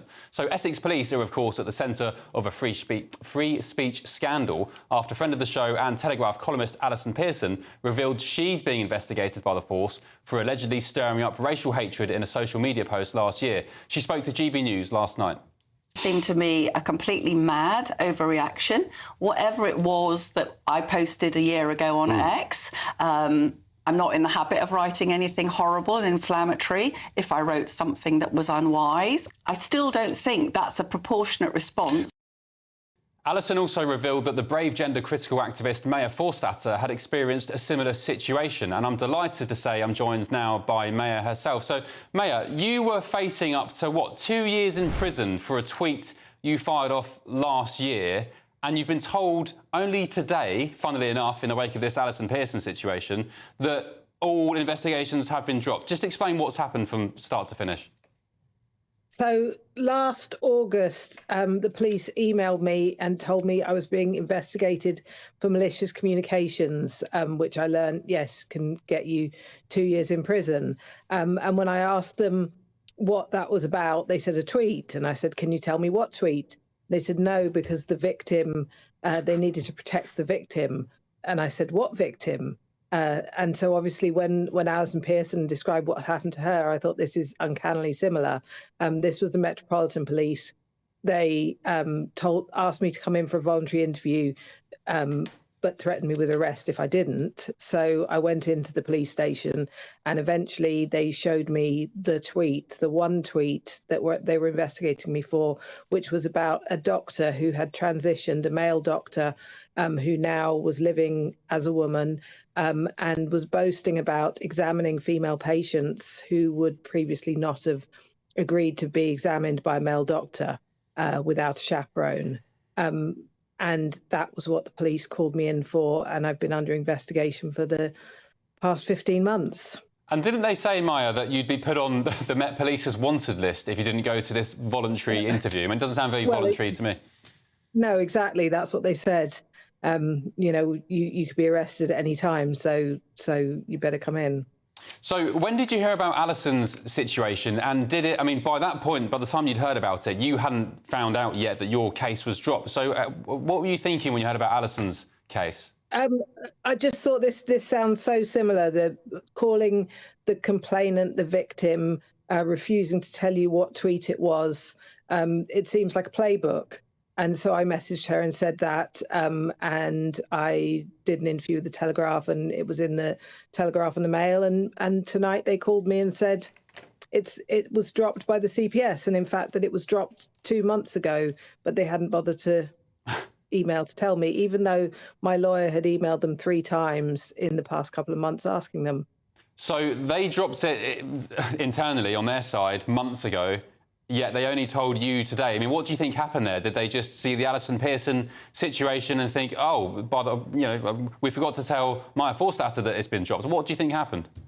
Yeah, I think that, and you know, that I had, I've written about it before, but it was in the Telegraph and in the Mail, and I don't know if it was Elon Musk tweeting about Alison Pearson, but something got their attention, and they rang me tonight and said, "Oh, it's been dropped. There was no crime." What was your reaction to them? What did you say? Well, it wasn't the same person who was doing the investigation who called me. So, you know, so I just said, I'll be putting in a complaint because this was discrimination. It was harassment. Maybe it was Elon Musk because he's retweeted GB News twice now in the past couple of days. The first time was yesterday on a post about Alison Pearson calling the situation insane or saying it's insanity. Last year when your situation first ignited, it was in 2023, and we had a Conservative government. So we can't say that this is some Starmer-led authoritarian push by Labour. That said, we've had now 2 consecutive governments, Conservative and Labour in Alison Pearson's case, who have overseen police forces behaving in a pretty draconian way. Who's responsible here? What's going on? Is it a police problem? Is it a problem in the civil service? What's happening here? Ultimately, it's a government problem to solve it. But you're right, it's been under governments of all kinds. The police are members of the Stonewall Champions scheme. The CPS have been members of the Stonewall Champions scheme. They are all trained to enforce Stonewall law. So in my case, a trans activist called them and said he felt offended by what I'd said, and they jumped into action. I think Stonewall need to be taken out of all of these institutions. They have to act without fear and favour, and that is the government's responsibility in the end. I mean, do you know how much Stonewall get from the government in funding and donations? Any idea? I think altogether they get about, it's not huge amounts of money. They're £8 million is their overall budget, and they get about £3 million from these subscriptions from public sector organisations. So it's, you know, it's a tiny amount of money. It's the tail wagging the dog of these great big institutions that are spending all our public money and should be doing it fairly. I would say, do you think the tide is turning on this kind of authoritarian crackdown on free speech? But obviously not in the wake of Alison's situation breaking over the past 48 hours. No, I think there's a lot more about it than we know. You know, somebody like me, I can make a noise.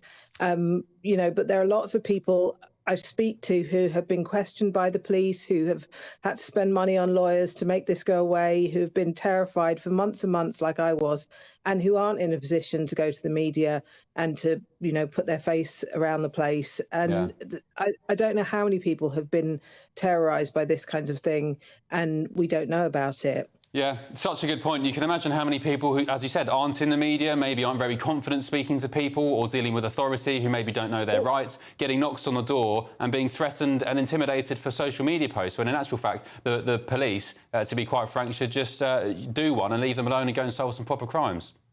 Yeah, or people who are also terrified about what their work will say if they were to make it public. You know, so they can be bullied on all sides. Because they're not in a position to fight back. Mayor, what do you think about the situation unfolding in the US? Donald Trump's incoming, his administration's incoming. He's quite clear on his approach to all the gender madness and the mutilation of children and also the teaching of sort of gender identity in schools. Do you look over the ponds over the past week or two and feel a bit envious? I think it's going to be very interesting. Yeah, it does feel like a new world this week. And I think the US election, the US election showed that people on all sides think this stuff is nonsense, it's harmful to children, and it's unfair. Let's see what he does. This side of the ponds, so the gender agenda is still raging, and also the crackdown on free speech. What is the agenda behind it? Who is behind it and why? What's the end goal, do you think? I don't think there is you know, an evil genius stroking a white cat anywhere. I think there are lots of different people pursuing different goals. But the gender ideology and queer theory wants to remove rules and boundaries. And that is harmful to children, it's harmful to women. And that, you know, escaped from academia into the wild, and it's doing no end of harm. OK, and you don't know, of course, who first complained about your tweet. I think we'll make clear it wasn't Stonewall. We don't know who it was. Is that right? Well, I assume it's the doctor who the tweet was about. That was the indication that the police gave me. OK, well, look, Mayor Forssatter, sorry to hear about what you've been through over the past year or so. I guess congratulations that you're now off the hook. I mean, it's absurd that it came around in the first place, but at least you've not got a long legal fight on your hands in the future. And I guess fingers crossed for Alison Pearson as well. Thank you, Mayor, for joining us this evening. Really appreciate it. Thank you. Wow. OK, Essex Police have released the following statement in response to Alison Pearson's case. They said Essex Police cuts crime. OK, there were over 9,000 fewer reported offences in the last year and 20,000 fewer than 5 years ago. Our officers and staff, some of which are military veterans, work 24 hours a day, 7 days a week to keep the public safe and investigate crime. And a Metropolitan Police spokesperson said an allegation of malicious communication relating to a post on social media was reported to police in June 2023. A number of inquiries were carried out by officers, including liaison with the Crown Prosecution Service. We can confirm our investigation has now concluded, with no further action to be taken. While it's right that a full investigation was carried out, we do recognise the length of time it took and the impact that will undoubtedly have had on all parties. Yeah, still very confused about why it was only today that they told Maya that she was off the hook, despite internally concluding that there was no case many months ago. Anyway, coming up, the very first of tomorrow's newspaper front pages have arrived. I'll bring you them in just a tick.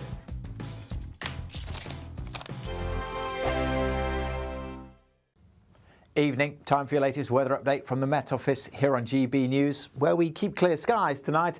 Expect it to turn a little frosty with some fog patches. There will be some rain arriving tomorrow across the northwest, but a fine day across much of the south thanks to this area of high pressure. Changes are on the way as we go into the weekend. But for Friday, that high pressure keeping things largely dry. As I said, through the night where we've got some clear skies across the south, and we could see a touch of frost in rural spots, and we could also see some fog patches forming parts of northeast Scotland, also turning a little chilly. Elsewhere, generally a bit too much cloud, providing some drizzle in parts of western Scotland and the odd spot of drizzle across the south of England this evening, but that generally clearing away. Where we keep the cloud, temperatures could hold up in double figures, but where we've got the clear skies, we could certainly in rural spots across the south see some pockets of frost, and it's likely to be some fog patches around as well, which will linger through the morning rush hour. So just something to be aware of. Further north, not so foggy, but quite grey for Northern Ireland, much of southern Scotland, a bit of rain and drizzle here and there, some of that in western Scotland too. But to the east, generally here, a fine bright start. Any fog patches across eastern Scotland should clear pretty sharply. As we go through the day, we're not going to see huge changes. The fog will take a while to clear, but much of the South Midlands, South Wales, southern England, dry, fine, sunny spells. Generally cloudier further north, a bit of drizzle here and there, and then we'll see some wetter weather coming into the far northwest later. Temperature-wise, double digits, a touch cooler than today in the south, but with more sunshine. Light winds. It should feel quite pleasant. We'll see a spell of wet and windy weather swing south then on Friday night, bringing some outbreaks of rain over northern England into Wales and the Midlands later on Saturday. To the north of that, turning blustery with some showers. Yes, that is a bit of snow in the hills there. Much of the south still largely dry and mild at this stage on Saturday. But notice further north temperatures struggling to get into double figures. This is Britain's Newsroom, where your voice matters. It's just astonishing. With expert analysis and honest opinion, we don't just keep you informed. We bring you unique perspectives you won't see anywhere else. Can't argue with any of that. When the news happens, it happens here. On Britain's Newsroom, weekdays from 9:30 a.m. Only on GB News. If you want your news to be straight talking, This is the nightmare for the Conservatives again. down to earth, It's not just Nottingham where this is happening, is it? and most importantly, honest, Hard-working, middle-class taxpayers, they'll get the book thrown at them. then catch me, Martin Daubney, Monday to Friday, 3 till 6 p.m. on GB News, Britain's news channel. Join me, Nana Akwe, for an informative, interactive news programme with a difference. It's fun.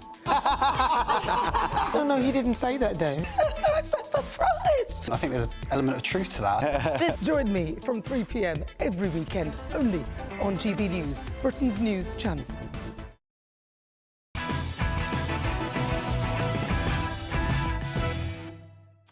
Welcome back. Ben Leo in for Patrick Christys, and the first newspaper front pages have just dropped, starting with the Metro. Headline is £3 billion Apple iCloud rip-off case. 40 million Brits could get a payout as a lawsuit is launched against the US computer giant. The Eye, Rachel Reeves to give bankers their bonuses early. All right for some, as she unveils major pensions fund revamp. The Bank of England governor also makes political intervention on UK's relationship with Europe. The Daily Express, ridiculous 3K budget hike for small shops. Furious shop owners claim Rachel Reeves' budget bombshells will pile an extra £3,000 on bills and wreck many small businesses. Well done. Nice picture there of the King. Happy birthday to King Charles. Happy and glorious, it says.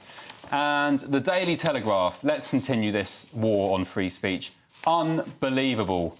3 police forces called to probe Alison Pierce's tweet from last year. So not only was it Essex Police, Sussex Police and Surrey Police were also drafted in to investigate her tweet, her Hurty Words tweet last year. She doesn't know what the tweet is. She doesn't know who complained, but it took 3 police forces to investigate it. My panel's back now. Lauren, Sean, Matthew, welcome back. This is insane, isn't it? 3 police forces. It does seem like a spectacularly poor use of police resources. I mean, what the hell's going on?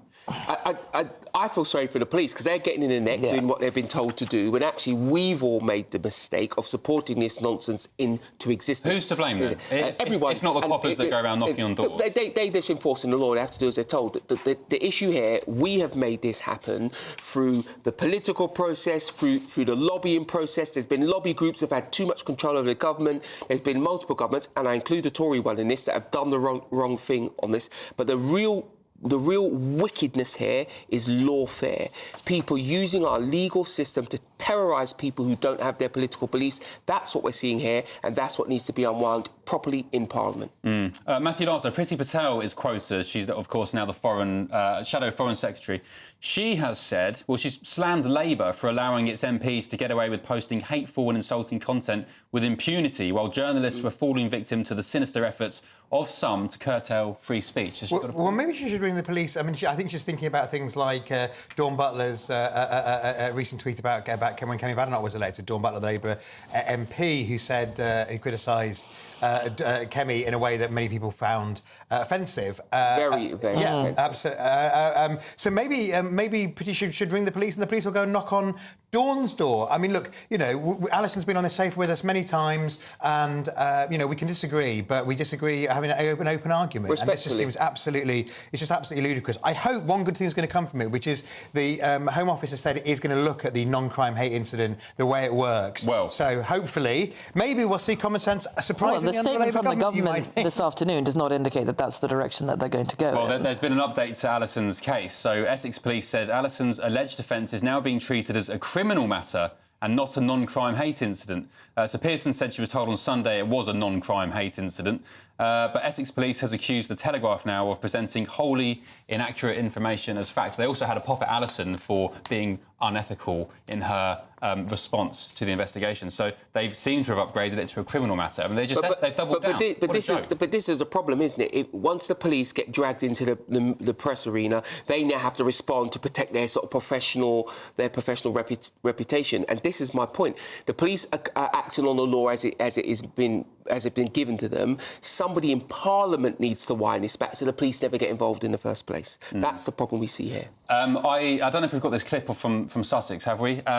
My problem with the police at the moment is there are many, many good police officers up and down the country, but as you said, Sean, they're being dragged into stupid situations like this, where they're knocking on Alison's door on Remembrance Sunday as she's getting ready to go out and commemorate the war dead. And do you know what the irony is? Is that those very soldiers died for free speech, for freedom of expression, and then you've got 2 young coppers, maybe some naive lads who are just starting their careers, being sent round by stupid police bosses to go and police her tweets. It's just insane. This clip that I did want to show you was it was somebody at a pro-Israel gathering who was goose-stepping and Nazi saluting through the gathering, and the police officer stands there and says, I can't really do anything. I'm just trying to find out where they've gone. I mean, it's just ridiculous. But herein lies the problem. So one of the least helpful things happening to police, people keep talking about two-tier policing, and the police are adamant that it doesn't exist. And for the police, it probably doesn't. But politically, and again, lawfare, it does exist, because if you notice, the people under pressure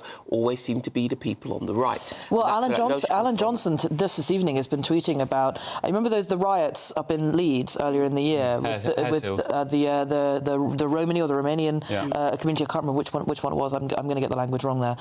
There was a woman who apparently came out onto her doorstep to yell at them and tell them all to go home, and that woman has been investigated and charged, I think, with inciting some kind of hurting their feelings while they were rioting, which seems completely bonkers. I think once the riot has started, it's... I think that is an active case, so we've got to be careful talking about that. But right, let's talk about Christmas again, so a lot more safer ground, because John Lewis today fired the starting gun on the 2024 Christmas season with the release of their hotly anticipated annual Christmas advert. Let's take a look.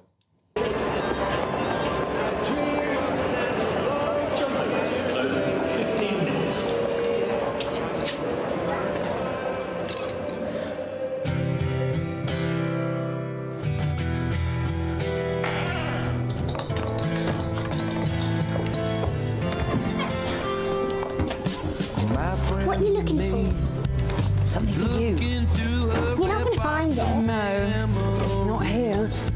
I don't want a doll. I want a nose ring. Jewellery. He's a politician. What's his...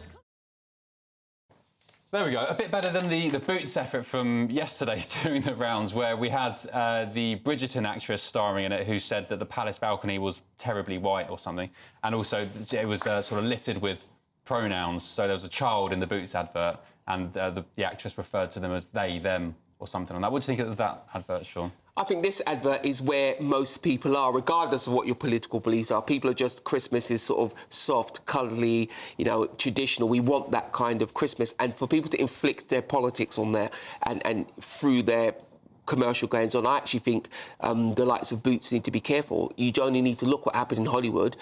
Disney as a company has lost multiple billions of pounds by trying to inflict that kind of woke stuff on people. Just make Christmas ads safe, family and enjoyable. Well, and this advert, I've been that woman. You're very, very close to the deadline. You've got a particularly tricky sister, and you're not quite sure. You're not quite sure what you're going to bring over the line there. And my sisters have been that with me. And last year, one of my sisters and her husband was in a bookstore, and they had a tete-a-tete about whether or not they should get me the Rory Stewart book or the Gilly Cooper book. And he was in the Rory Stewart book camp, and she was in the Gilly Cooper book camp. Won. She did win. Yeah, but I then got 3 copies of the Gilly Cooper book from other people as well. So it's good to have a strong personal brand. I guess the biggest question is it too early for Christmas adverts? I mean, it's only, November the 14th? Is that it's the 14th. 15th. Yeah, I mean, I'm one of those who occasional thing early, but don't mind a bit of last-minute shopping. There are no men in this ad, so some people have criticised it for being all-female. I'm not saying that, but some people I think Andrew Pearce had Let's do a straw poll of how many Christmas presents are actually bought in families by the women versus the men. I think you may find that this speaks to exactly the right demographic. Exactly. Yes. I saw, again, I'm into my memes. I saw a very funny meme earlier today about the look men make when their children open presents that the wife has obviously bought and wrapped, and the dad doesn't know what the hell the present is. And the dad's sitting there and he's kind of like, yeah, I picked well, didn't I? Had nothing to do with it. I can attest to that. Great stuff. OK, let's move on. I'll bring you the latest, or the rest, rather, of tomorrow's newspaper front pages, as well as the winners of the Greatest Britain and Union Jackass. Back in just a tick.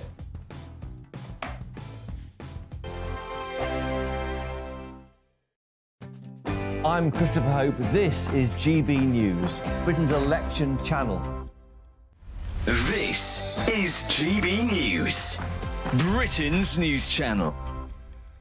Now we're joined now by Sophia Varaji, the co-founder of the Azealia Foundation, which was created due to the tragic passing of her 8-month-old daughter to leukemia. The foundation is doing some incredible work for children's cancer. Yeah, some really incredible stuff. They've just launched a PhD, even, where they're funding young doctors to specialise in childhood cancer, as, get this, I wasn't aware of this, it's one of the most underfunded areas in the NHS. So not many sectors choose to go down that route, unfortunately. The charity, the foundation, have donated over £1 million worth of equipment to hospitals as well, and we're delighted to welcome Sophia. You've turned a tragedy and grief into triumph, I guess, and something so inspiring. Just tell us about that. Do you recognise that in yourself and the work you're doing? Yeah, I'm here to always honour my daughter and to always continue her name, her legacy, and to support all of these other children fighting against childhood cancer. It was all over social media. I mean, you were at one point probably one of the most famous families in this country because of Azalea and Azalea's fight. When you look back now at that time, does it give you comfort that you had so many people behind you? Absolutely. The community that we have got, the humanity that we've seen in the UK and all around the world, in fact, has really touched my heart. And that kindness, love and support has always been the backbone of carrying me through this, to give me hope, to give me belief. And it still inspires me and encourages me till today to continue to do that, to show that light, to show that courage and bravery. GB News, the People's Channel.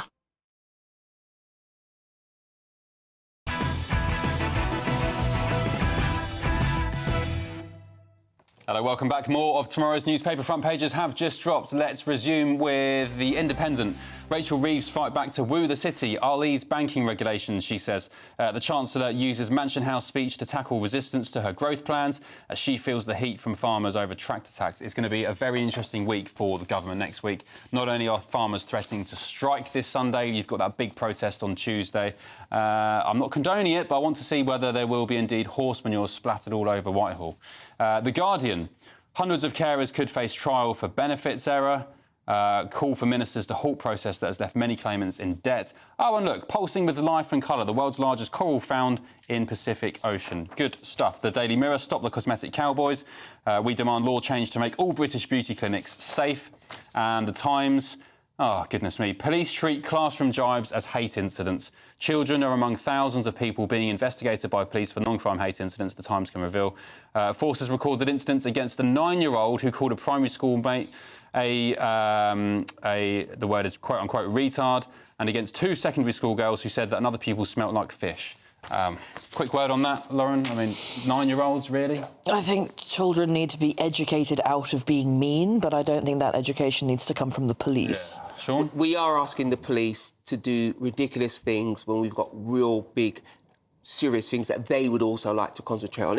And you can't make being unpleasant illegal. It's ridiculous. No. And Matthew? Absolutely. I mean, when I was at school, there was a horrible word that was used about disabled people based on somebody had a documentary made about him. I remember, telling somebody who was using it they shouldn't use that. And that's the way to do it, not having the police patrolling our classrooms. Because, let's face it, the police need to be out there because there are some young people who do antisocial behaviour and they should be going after them. Yeah. The issue is, all this nonsense with Mayor Forstater, children in classrooms, Alison Pearson, this is all going on while police forces aren't solving crimes. We had stats from Essex Police yesterday where they solved something like 6% of vehicle thefts, 9% of burglaries. Sexual offences, of course, infamously in this country never get solved. Well, and there's stories all the time of people tracking their iPhone and sort of providing up, and the police won't go in because it's in a block of flats rather than in a home, and they won't do flats, and it's insane. Yeah, that is insane. OK, what else is insane is fireworks, because we've got some sad news coming out of Edinburgh tonight.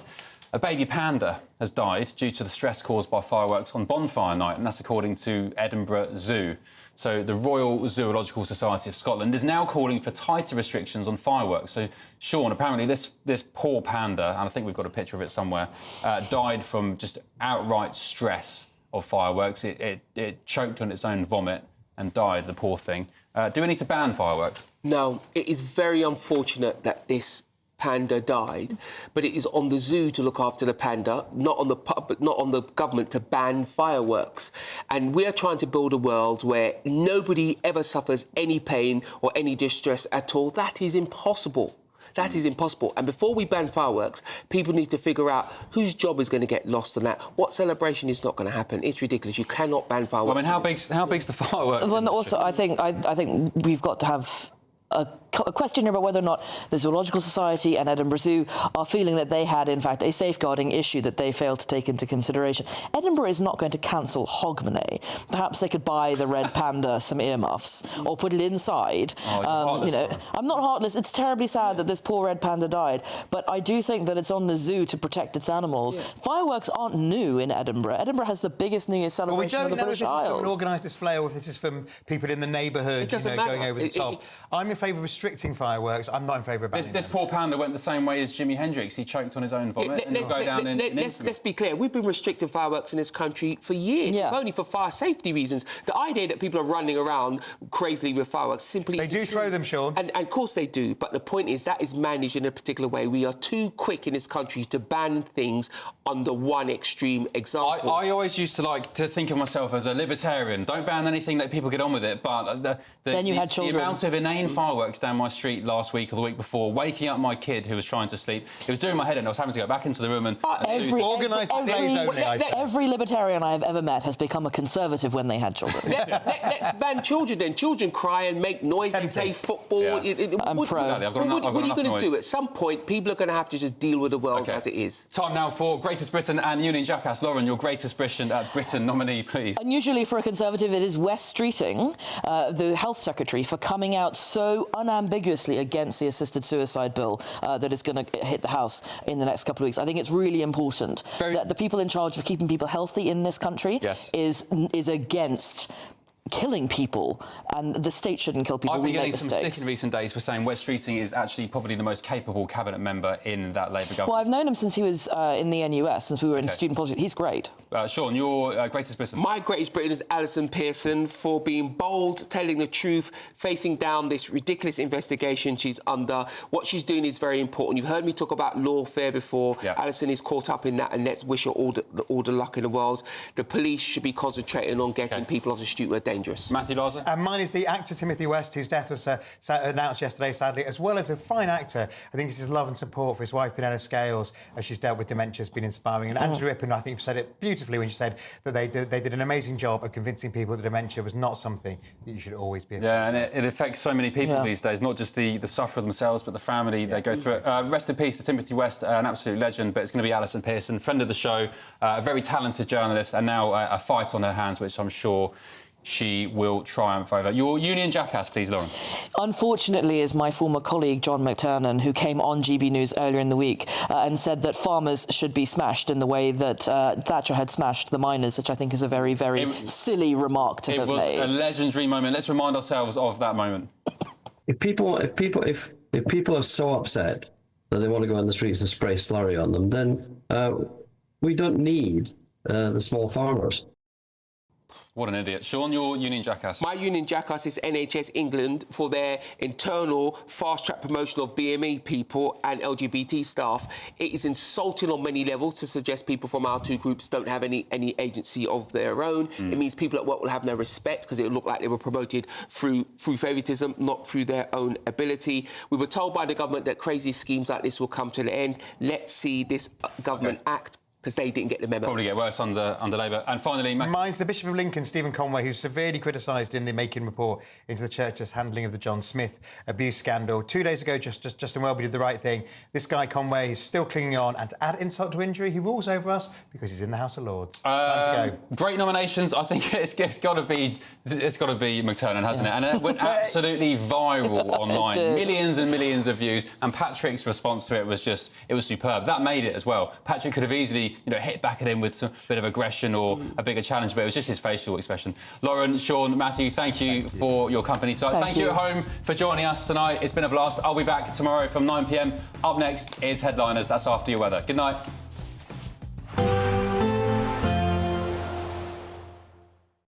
Expect a warm front, moving from the kitchen right through to the rest of the house. Boxed Boilers, sponsors of weather on GB News. Evening. Time for your latest weather update from the Met Office here on GB News, where we keep clear skies tonight. Expect it to turn a little frosty with some fog patches. There will be some rain arriving tomorrow across the northwest, but a fine day across much of the south thanks to this area of high pressure. Changes are on the way as we go into the weekend. But for Friday, that high pressure keeping things largely dry.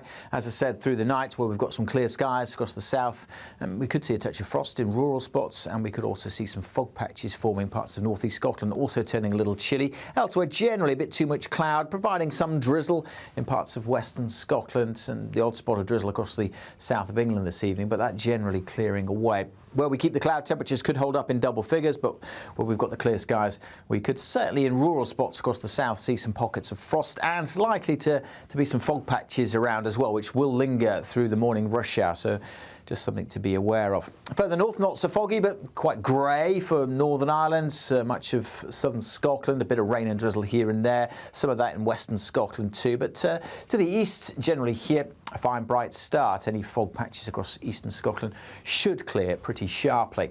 As we go through the day, we're not going to see huge changes.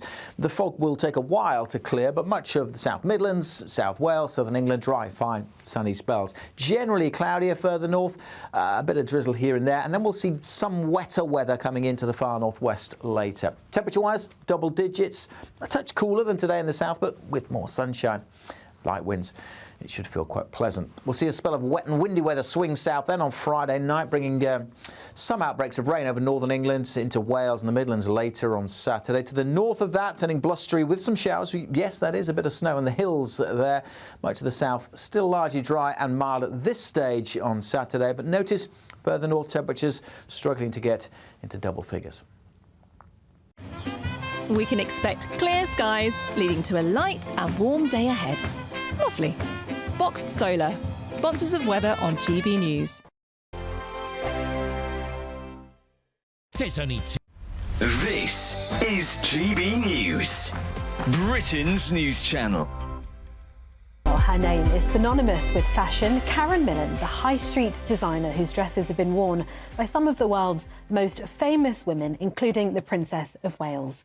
Yes, but in a recent Daily Mail interview conducted by our showbiz juggernaut, as I call her, Steph Tetchy, 63-year-old Karen confessed she isn't immune from worries about her appearance. Well, this summer, Karen took the plunge with a £35,000 facelift using the very latest surgical techniques. Now, to hear more of her story, we're delighted to be joined by Karen herself and consultant plastic surgeon Dr. Tunç Tiryaki, co-founder of the London Regenerative Institute. So, how did you two get together? That was a meeting at the Parliament, wasn't it? It was actually, yeah, through mutual friends, really. So you already knew of Tunç and you knew his expertise. How did you come to the decision to kind of go ahead with this? I was reading the Mail article and apparently one day you looked in the mirror. And I've heard this story so many times before, yeah, I know, from not least my mum and my nan, yeah. And they said they looked in the mirror and thought, goodness me. I know. I think it's that menopausal thing when suddenly things just change.